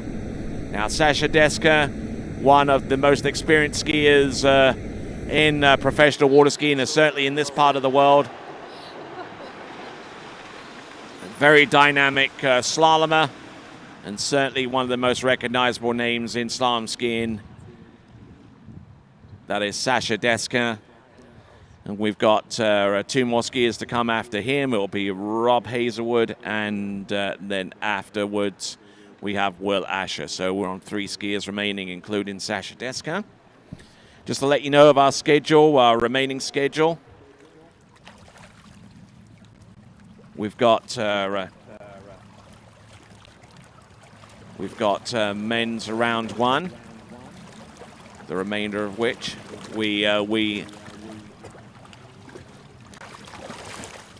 tomorrow we will go at noon for the pros. A2, please. 14, or is that not loud? Looks like a few of our skiers in the amateur ranks are making their way to get ready for their turn. But we won't start the amateur round of skiing in round number 2 until we get done with the pros in round number 1.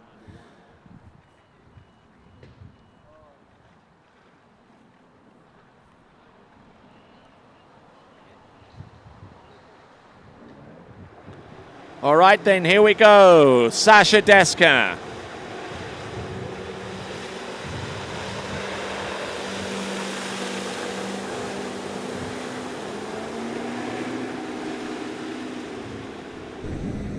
Coming in. This time, 11.25 meters. Good, solid turn there on number 1 and number 2. A skier that's shorter compared to many of the other skiers competing against him in this competition and many others, and that allows him more stability on the slalom ski. His center of gravity is that much lower to the ski, and he's able to control it effectively, and even able to take out some the 1 or 2 rollers that come into the course very, very effectively indeed as a result. So that is Sasha Deska.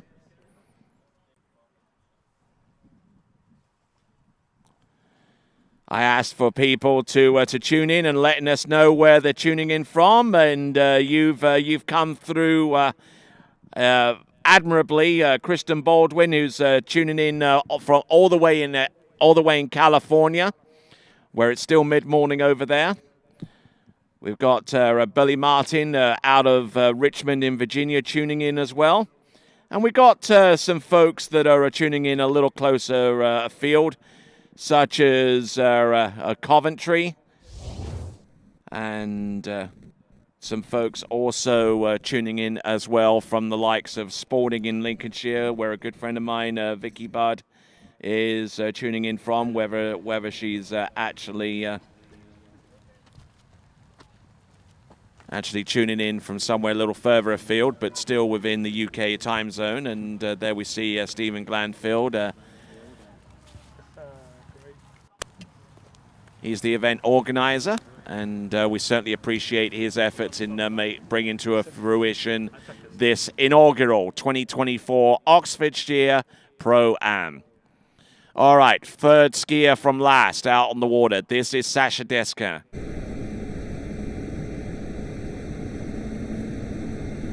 All right, here we go.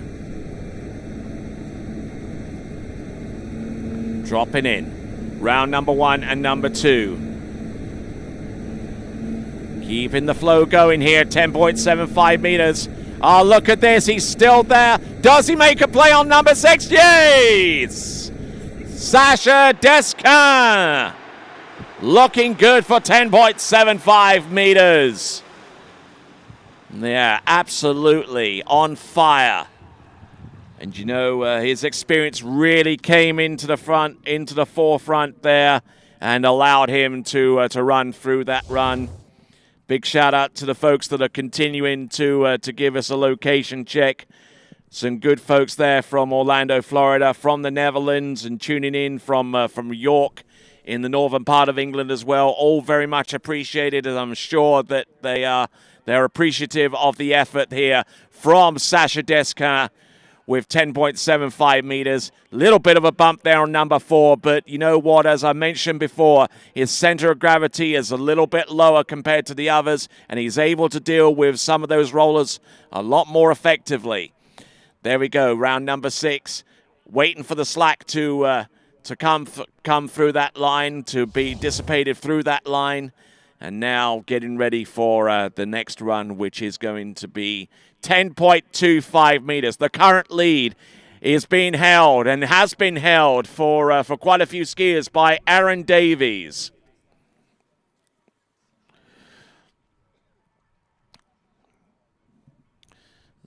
So as we continue on, in the last major professional tournament that was held in this part of the world, the Jewel over in Cirencester, I believe Sasha Deska was one of the we believe that he actually won that event, or at least placed high enough to be of notice. But here he comes.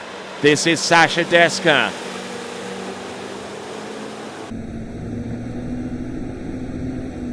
He may not like English food, but he certainly likes English water temperature. Here he comes. This is Sasha Deska.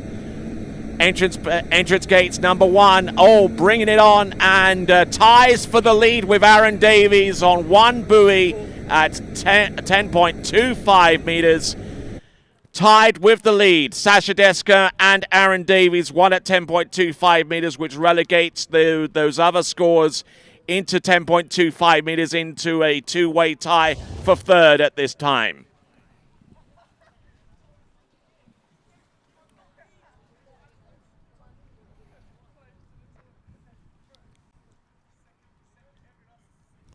So wonderful stuff there from Sasha Deska.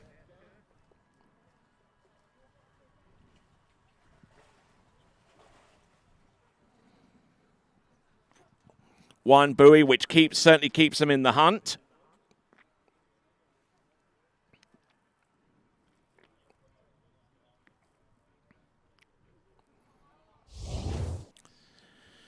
So one buoy at 10.25 meters, and I'm sure that is going to provide a significant target for the likes of Will Asher and, first of all, Rob Hazelwood to attack.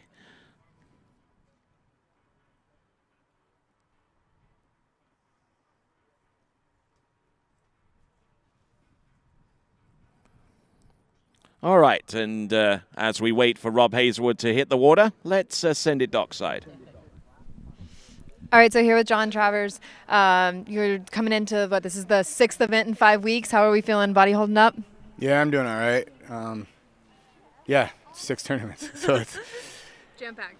It's been a busy few weeks, but I'm excited to be here and finally felt kind of better after my third pass. So, you know, it's just hard to get everything in control at one moment and just trying to go out there and be aggressive from the beginning, and I think I was just really cautious. Yeah, so I think, you know, kind of getting settled in and then figuring it out, hopefully better for tomorrow. Yeah, totally. I felt pretty good yesterday in practice, so hopefully I can just have a mindset out there tomorrow, just going out there and skiing aggressive from the beginning. All right, pretty ready to go home after this. Any shout-outs you want to give? Alex, I'm coming home Sunday, buddy. See you soon. All right, awesome. Back to you, Tony. Yeah, and I'm sure that he'll be absolutely delighted with that news, no doubt.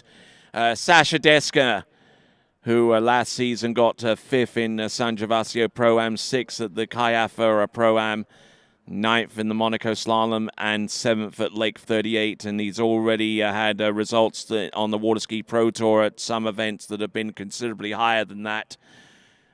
So good, solid skiing there from Sasha Deska of France, and we'll no doubt get to hear from him very, very soon. As we work our way down to our penultimate skier, it is going to be Rob Hazelwood, and there is your current leaderboard. Davies, Deska, 1 at 10.25 meters. Vaughan, Poland, two-way tie for third, with half at 10.25 meters. The only 4 skiers that have gone into 10.25 meters. And with that, let's check in dockside with Ali.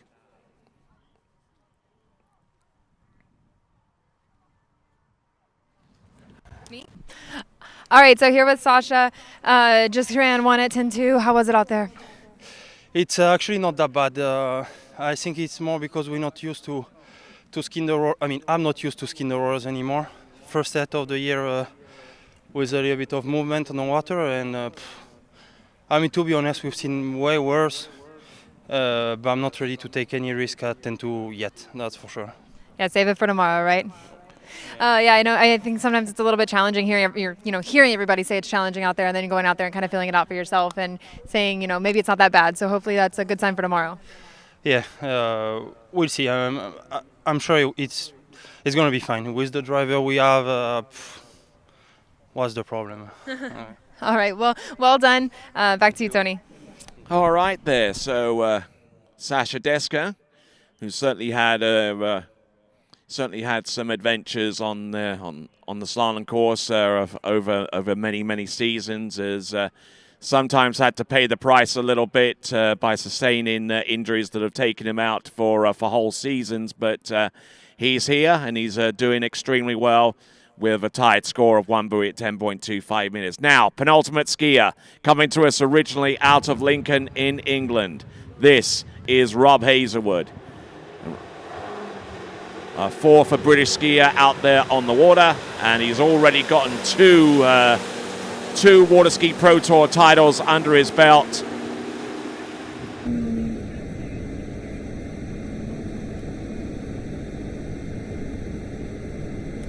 All right there, so Rob Hazelwood, who's already won 2 tournaments at the professional level this season, one in Botas and the other at Lake 38 Pro.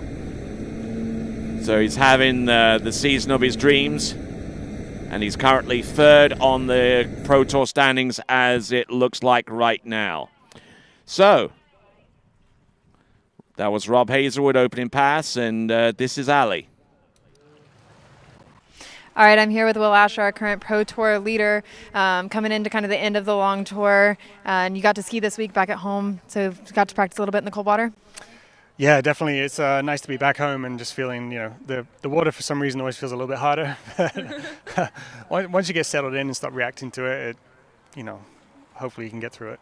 Yeah, I said earlier this is kind of like a Florida winter day. Yeah, like a really bad day. All right, well, we'll let you get warmed up, and good luck out there. Thank you. Yep. Back to you, Tony.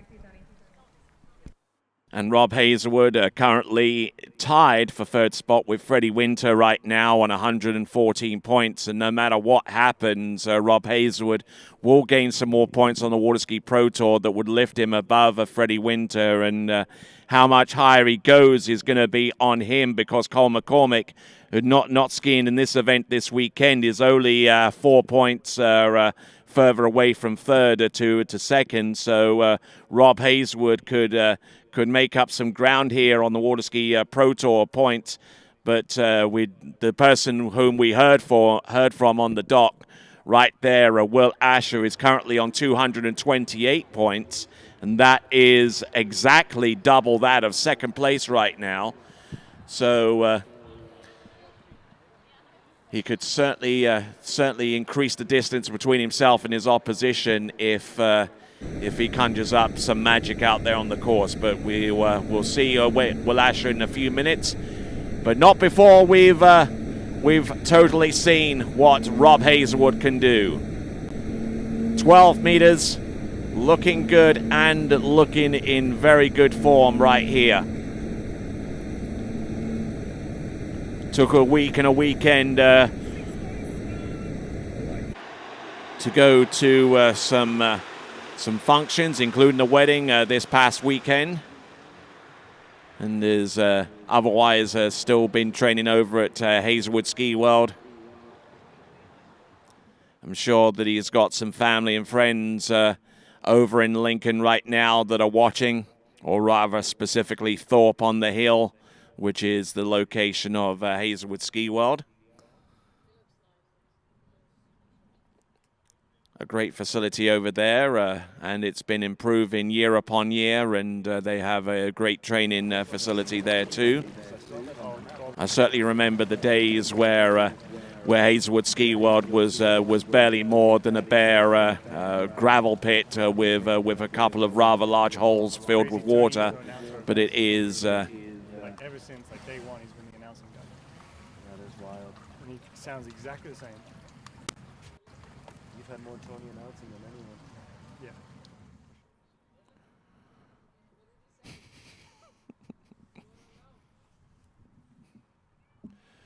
So there we go. We've got Rob Hazelwood rather in the water, getting ready to go on his next pass. He's gone through 13 and 12.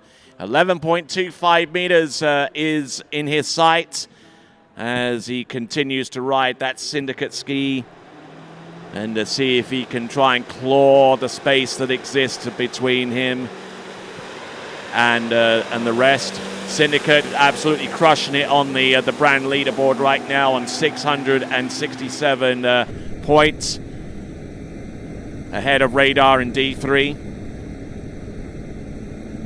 Here we go. This is Rob Hazelwood, 11.25 meters. He's got again broken over off number 2. He's still there on number 3. Look at him go round number 4. This is 11.25 meters, and I don't think he was prepared to risk anything more beyond that point. He was lucky enough to get that far down the course, given how he turned number 2. So Rob Hazelwood, I believe, gets 5. And so there you go. That's Rob Hazelwood.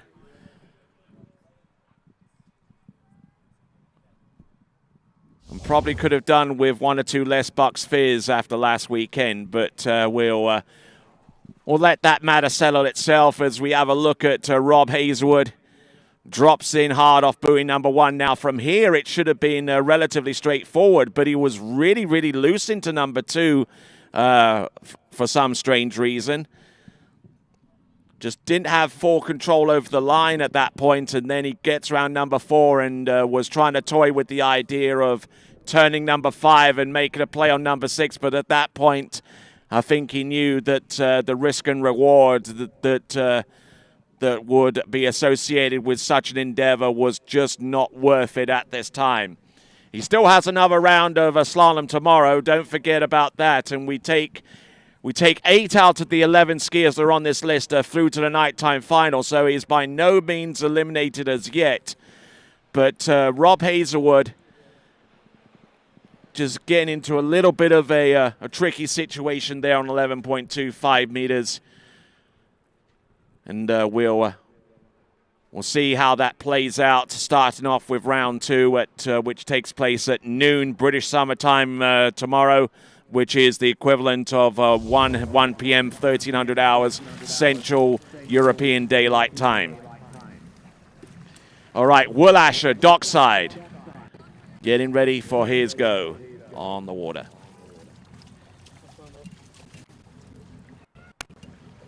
A2, please, Vince. All right, Alpha 2, he's selected. There is your leaderboard. Davies, Deska, currently tying with the lead. Vaughan, Poland, half at 10.25 meters.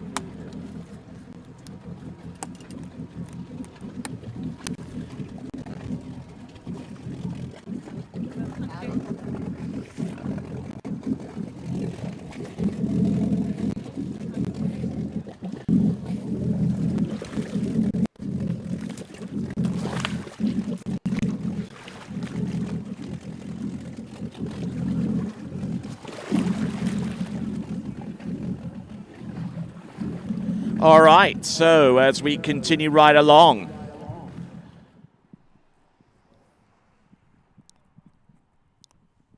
so just trying to work out what kind of score at this juncture would get skiers through to the next round of the competition. It's a score of 4, so anything more than that would definitely put Will Asher in a pretty good situation on 11.25 meters. But then again, everyone skis again tomorrow, so there could be a lot of movement here, and it could even come down to a backup score or another external factor going forwards, especially where it comes down to the perfect tie situation, which has occurred on so many different occasions, even this season. As we see Will Asher doing what he does best, just slice and dice in it at 32 off or 13 meters. And with that in mind, let's check in dockside with Ali. All right, so I'm here with a bit of a frustrated Rob Hazelwood after that set. The good news is with this format, we have another round tomorrow. Yeah, it's tough. It's really tough out there. Just flew off. I actually got a way better 1 than I expected, and then just came so weak and inside to 2, skied straight at it.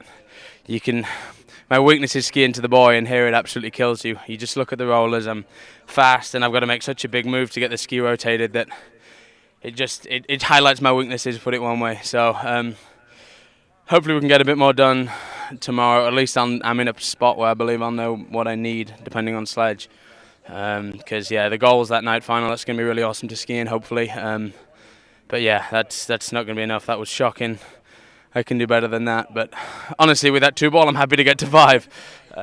Yeah, I think that buoy has kind of gotten a couple people by surprise today, so unfortunately it got you, but hopefully we see you tomorrow and we get to have you as a part of the night final. I think it's the 2 leading into then the 3 that's that's the real challenge. It's just getting through that middle part of the course both ways, and you're okay once you get past that, and the start of the end's okay. But I skied straight to 2, heavy buoy, and then it's just hard to ever get it back when it's a little movie. But it's on me. I've got to be able to do better than that. I'm just kind of happy I got to 5 because it was close. All right. Well, thank you. Back to you, Tony.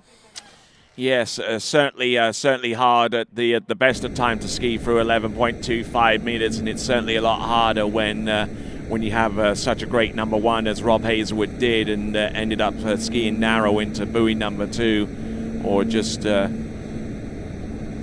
leaving him unbalanced and unable to run the remaining buoys on the path. But let's see what Will Asher can do by way of his performance out there on the water as he gets round 6 on 12 meters. Now getting ready for 11.25 meters, Will Asher. So Will Asher these days living around the Claremont area of Florida, but originally out of Lincoln in England, and originally and still continues to ski over at Hazelwood Ski World whenever his travels allow for him to make his way to these shores during the course of the summer. Will Asher, who's been on an absolute tear this season, starting off with the Swiss Pro Slalom, and just really going through some of the top events that have occurred around about this time. Part of Team Syndicate alongside Jamie Bull and Ali Nicholson, and part of their brand leaderboard effort, which has seen him gain 667 points. He won in Morocco. He won in at least a couple of other tournaments. I believe Funglis, he won that one, and then he won, and he podiumed at San Gervasio and a slew of other tournaments as well. And taking in all of that into consideration, Will Asher, certainly the only competitor in this field that has podiumed in every single professional event that has been held so far, including the Masters. Here we go, right here, right now. This now is Will Asher, 11.25 meters. Needs better than 4 here to put himself in the top 8 and to give him a little bit of breathing room here in trying to make it through to the next round of the competition, which will be the nighttime final. But there's still a second round to come that he can use should he feel it necessary to do so, and to try and get himself a little bit higher on the running order.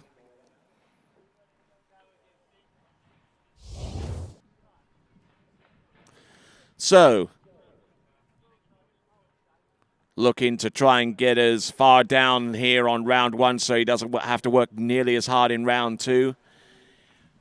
Could, in essence, if he really felt frisky enough, provided everything goes well for him in this first round, maybe try a 12-meter start in round number 2 and to see if that's a viable option for him going forward as he readies himself to ski in the dark.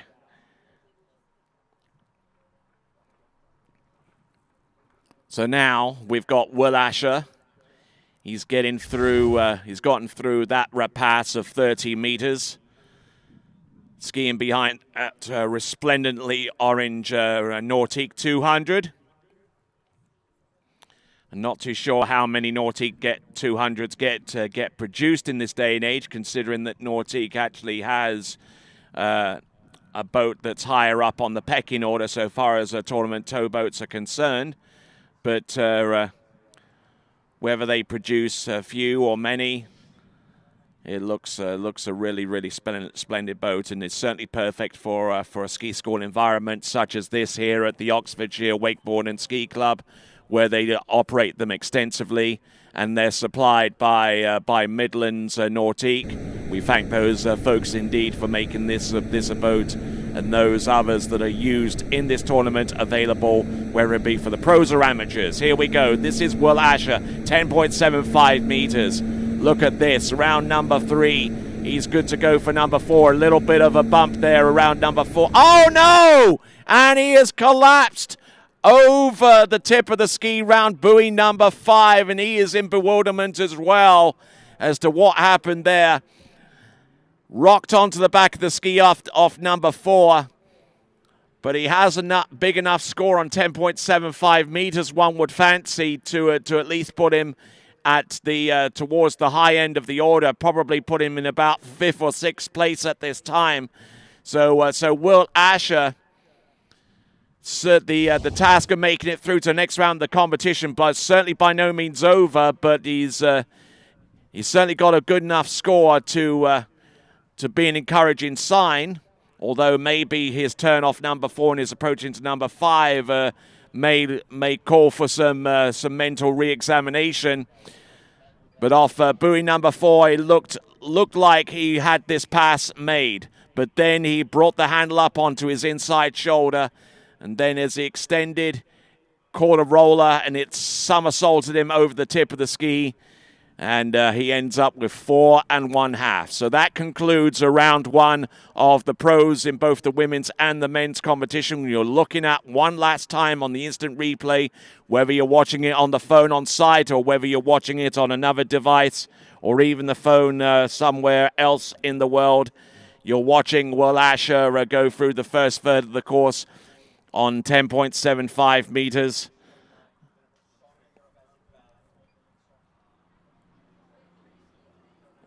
Looking at the tail end of this run and just dropping over the tip of the ski, and just looked just in total bewilderment there as the boat goes back and picks him up and takes him back to the dock. No other skier exists, so the boat is free to do that and offer that courtesy to Will Asher.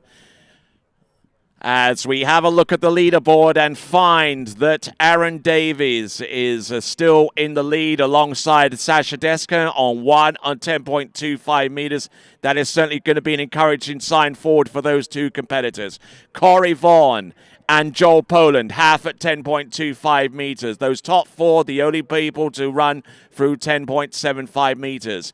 Will Asher with 4.5 at 10.75 meters, currently in 5th spot. Thomas de Gasperi and Jonathan Travers, both on 2.5 at 10.75 meters.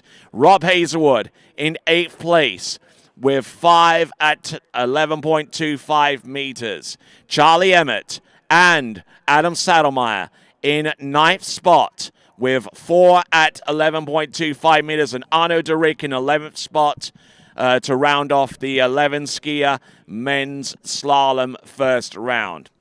All right. And that is what we've got so far as the leaderboard is concerned. And for one last time, we'll check in with Ali Nicholson. All right, so I'm here with Will Asher. We just kind of watched that replay, a little bit of a front flip there out of 5. Any idea what happened there? Not really, actually. I don't know. I was a little slow out of 4, and then I think I probably swung a little bit late into 5 and then hit a roller or something. The ski just stopped, and I ended up kind of getting, I should have been wrapped in the rope, and I wasn't. So I'm super thankful. Yeah, super. Because it happened so fast, I didn't do anything to stop it from, completely taking me out. So just got pretty lucky there. All right, well, a little bit uncharacteristic for you there, but we'll see you back out tomorrow and hopefully in tomorrow night's final. Yeah, I was just working seating for tomorrow, trying to get some better light. More light, for sure. All right, well, thanks, Will. Well done. Back to you, Tony. Why, thank you very much. And as a reminder, we'll bring up another scoreboard to remind you of the women's slalom skiers, and we'll have that up for you in just a second. We just heard from Will Asher. And there is the women's leaderboard. Jamie Ball currently in the lead with 2.5 at 10.75 meters. And Manon Costar in second spot with 1 at 10.75 meters. The only two to have gotten through 11.25 meters in the women's competition.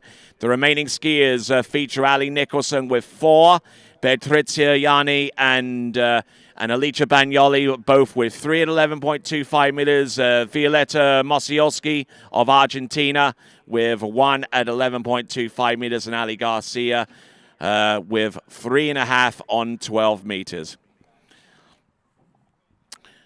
So as we continue right along on the tail end of our coverage here, we'll take a look at one or two pieces of action that we saw earlier in this event. I'm not too sure whether we're going to go with with women's slalom or men's slalom at this point. But for the benefit, yeah, this is Jamie Ball at 39.5 off, 10.75 meters, having successfully run 11, one of only 2 people to have done it in this first round of competition. We're looking back at this and seeing this performance and getting broken over off number 3, uncharacteristic of Jamie Ball, and having 2.5 as the score there for her on 10.75 meters means that she is in the lead after round 1. There's still a second round to come tomorrow, and that is going to be at 12 noon of British Summer Time, which is the equivalent of 1 p.m. Central European Daylight Time. And Aaron Davis, 39.5 off, surprising everyone by making it into 10.25 meters and ends up tying with the lead with Sasha Deska with 1. And he certainly made it look hard, and it was every bit as hard and challenging as it was from the start through to the finish. Really keeping his water speed up and allowing for that ski to rotate underneath the line, and getting eventually one buoy at 10.25 meters, having seen him run a sensational pass at 10.75 meters. He really had to be on his game, and it certainly was at that time.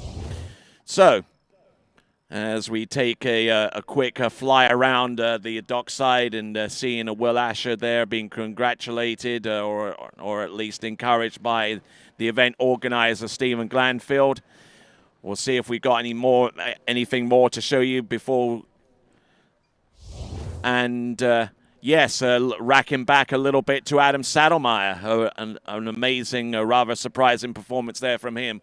4:11.25 meters, a pass that he typically runs, and a relatively decent start, although he did overload number 2. And then Handel got up a little bit high, and from here it was a bit of a struggle. And he gets around buoy number 4 and ends up being inside number 5 to represent the four buoy count at 11.25 meters for Adam Saddlemeyer. And we'll show you one more score. And as we get ready to show you that score, you can win yourself a ski of your choice by going to waterskibroadcasting.com. Click on the link at the top of the page, and you'll be taken to a form that will allow you to enter for your chance to win yourself a slalom ski, courtesy of D3 and Connolly.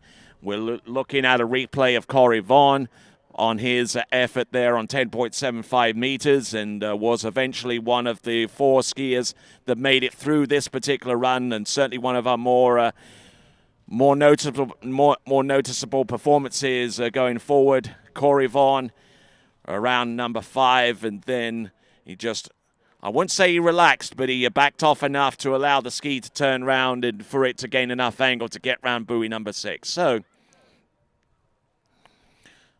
So, looks like we've got an amendment to the time. It is going to be 1 p.m. British Summer Time, which is 2 p.m. Central European Daylight Time. For those of you setting your clocks and your watches, setting your schedule up, we would naturally inform you when the coverage starts, and you can be informed as to when our coverage starts tomorrow by clicking on the bell icon when you subscribe to the Waterski Broadcasting Company's YouTube channel. Take a look, go to the TWBC YouTube channel, hit the bell icon, and you will be immediately informed by notification when we go back again live. My name is Tony Lightfoot. Glad to have the pleasure of your company here at the 2024 Oxfordshire Pro-Am, the inaugural edition. Day 1 is done. Day number 2 starts tomorrow. The amateurs will be on the water at 8. The pros will be on the water at 1.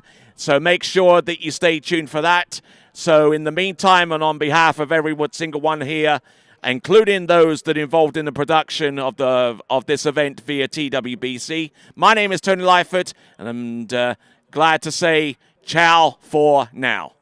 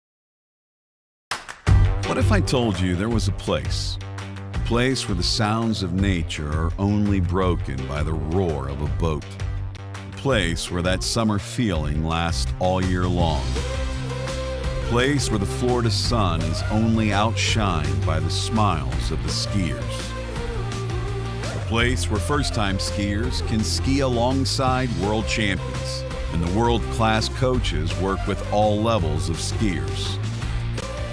What if I told you there was a place where life slows down and your only job is to make lifelong memories? That place is Swiss Waterski Resort.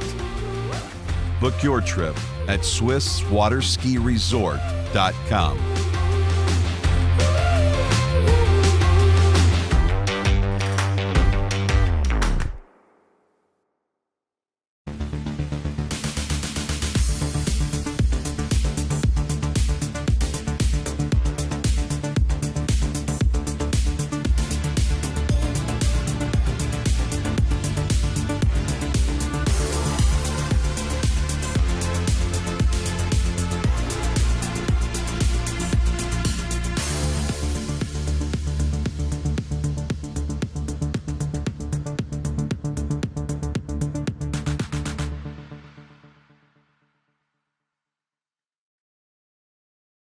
For over 20 years, Houston has been setting the standard of automotive excellence. Hi, I'm Dave Houston. I'd like to welcome you to the Houston family. We are committed to offering exceptional Cadillac models like the all-new electric Lyriq, redesigned XT4, and the legendary Escalade. At Houston, our personalized service and friendly staff will exceed your expectations. Feel the thrill of buying a new Cadillac from Houston Cadillac.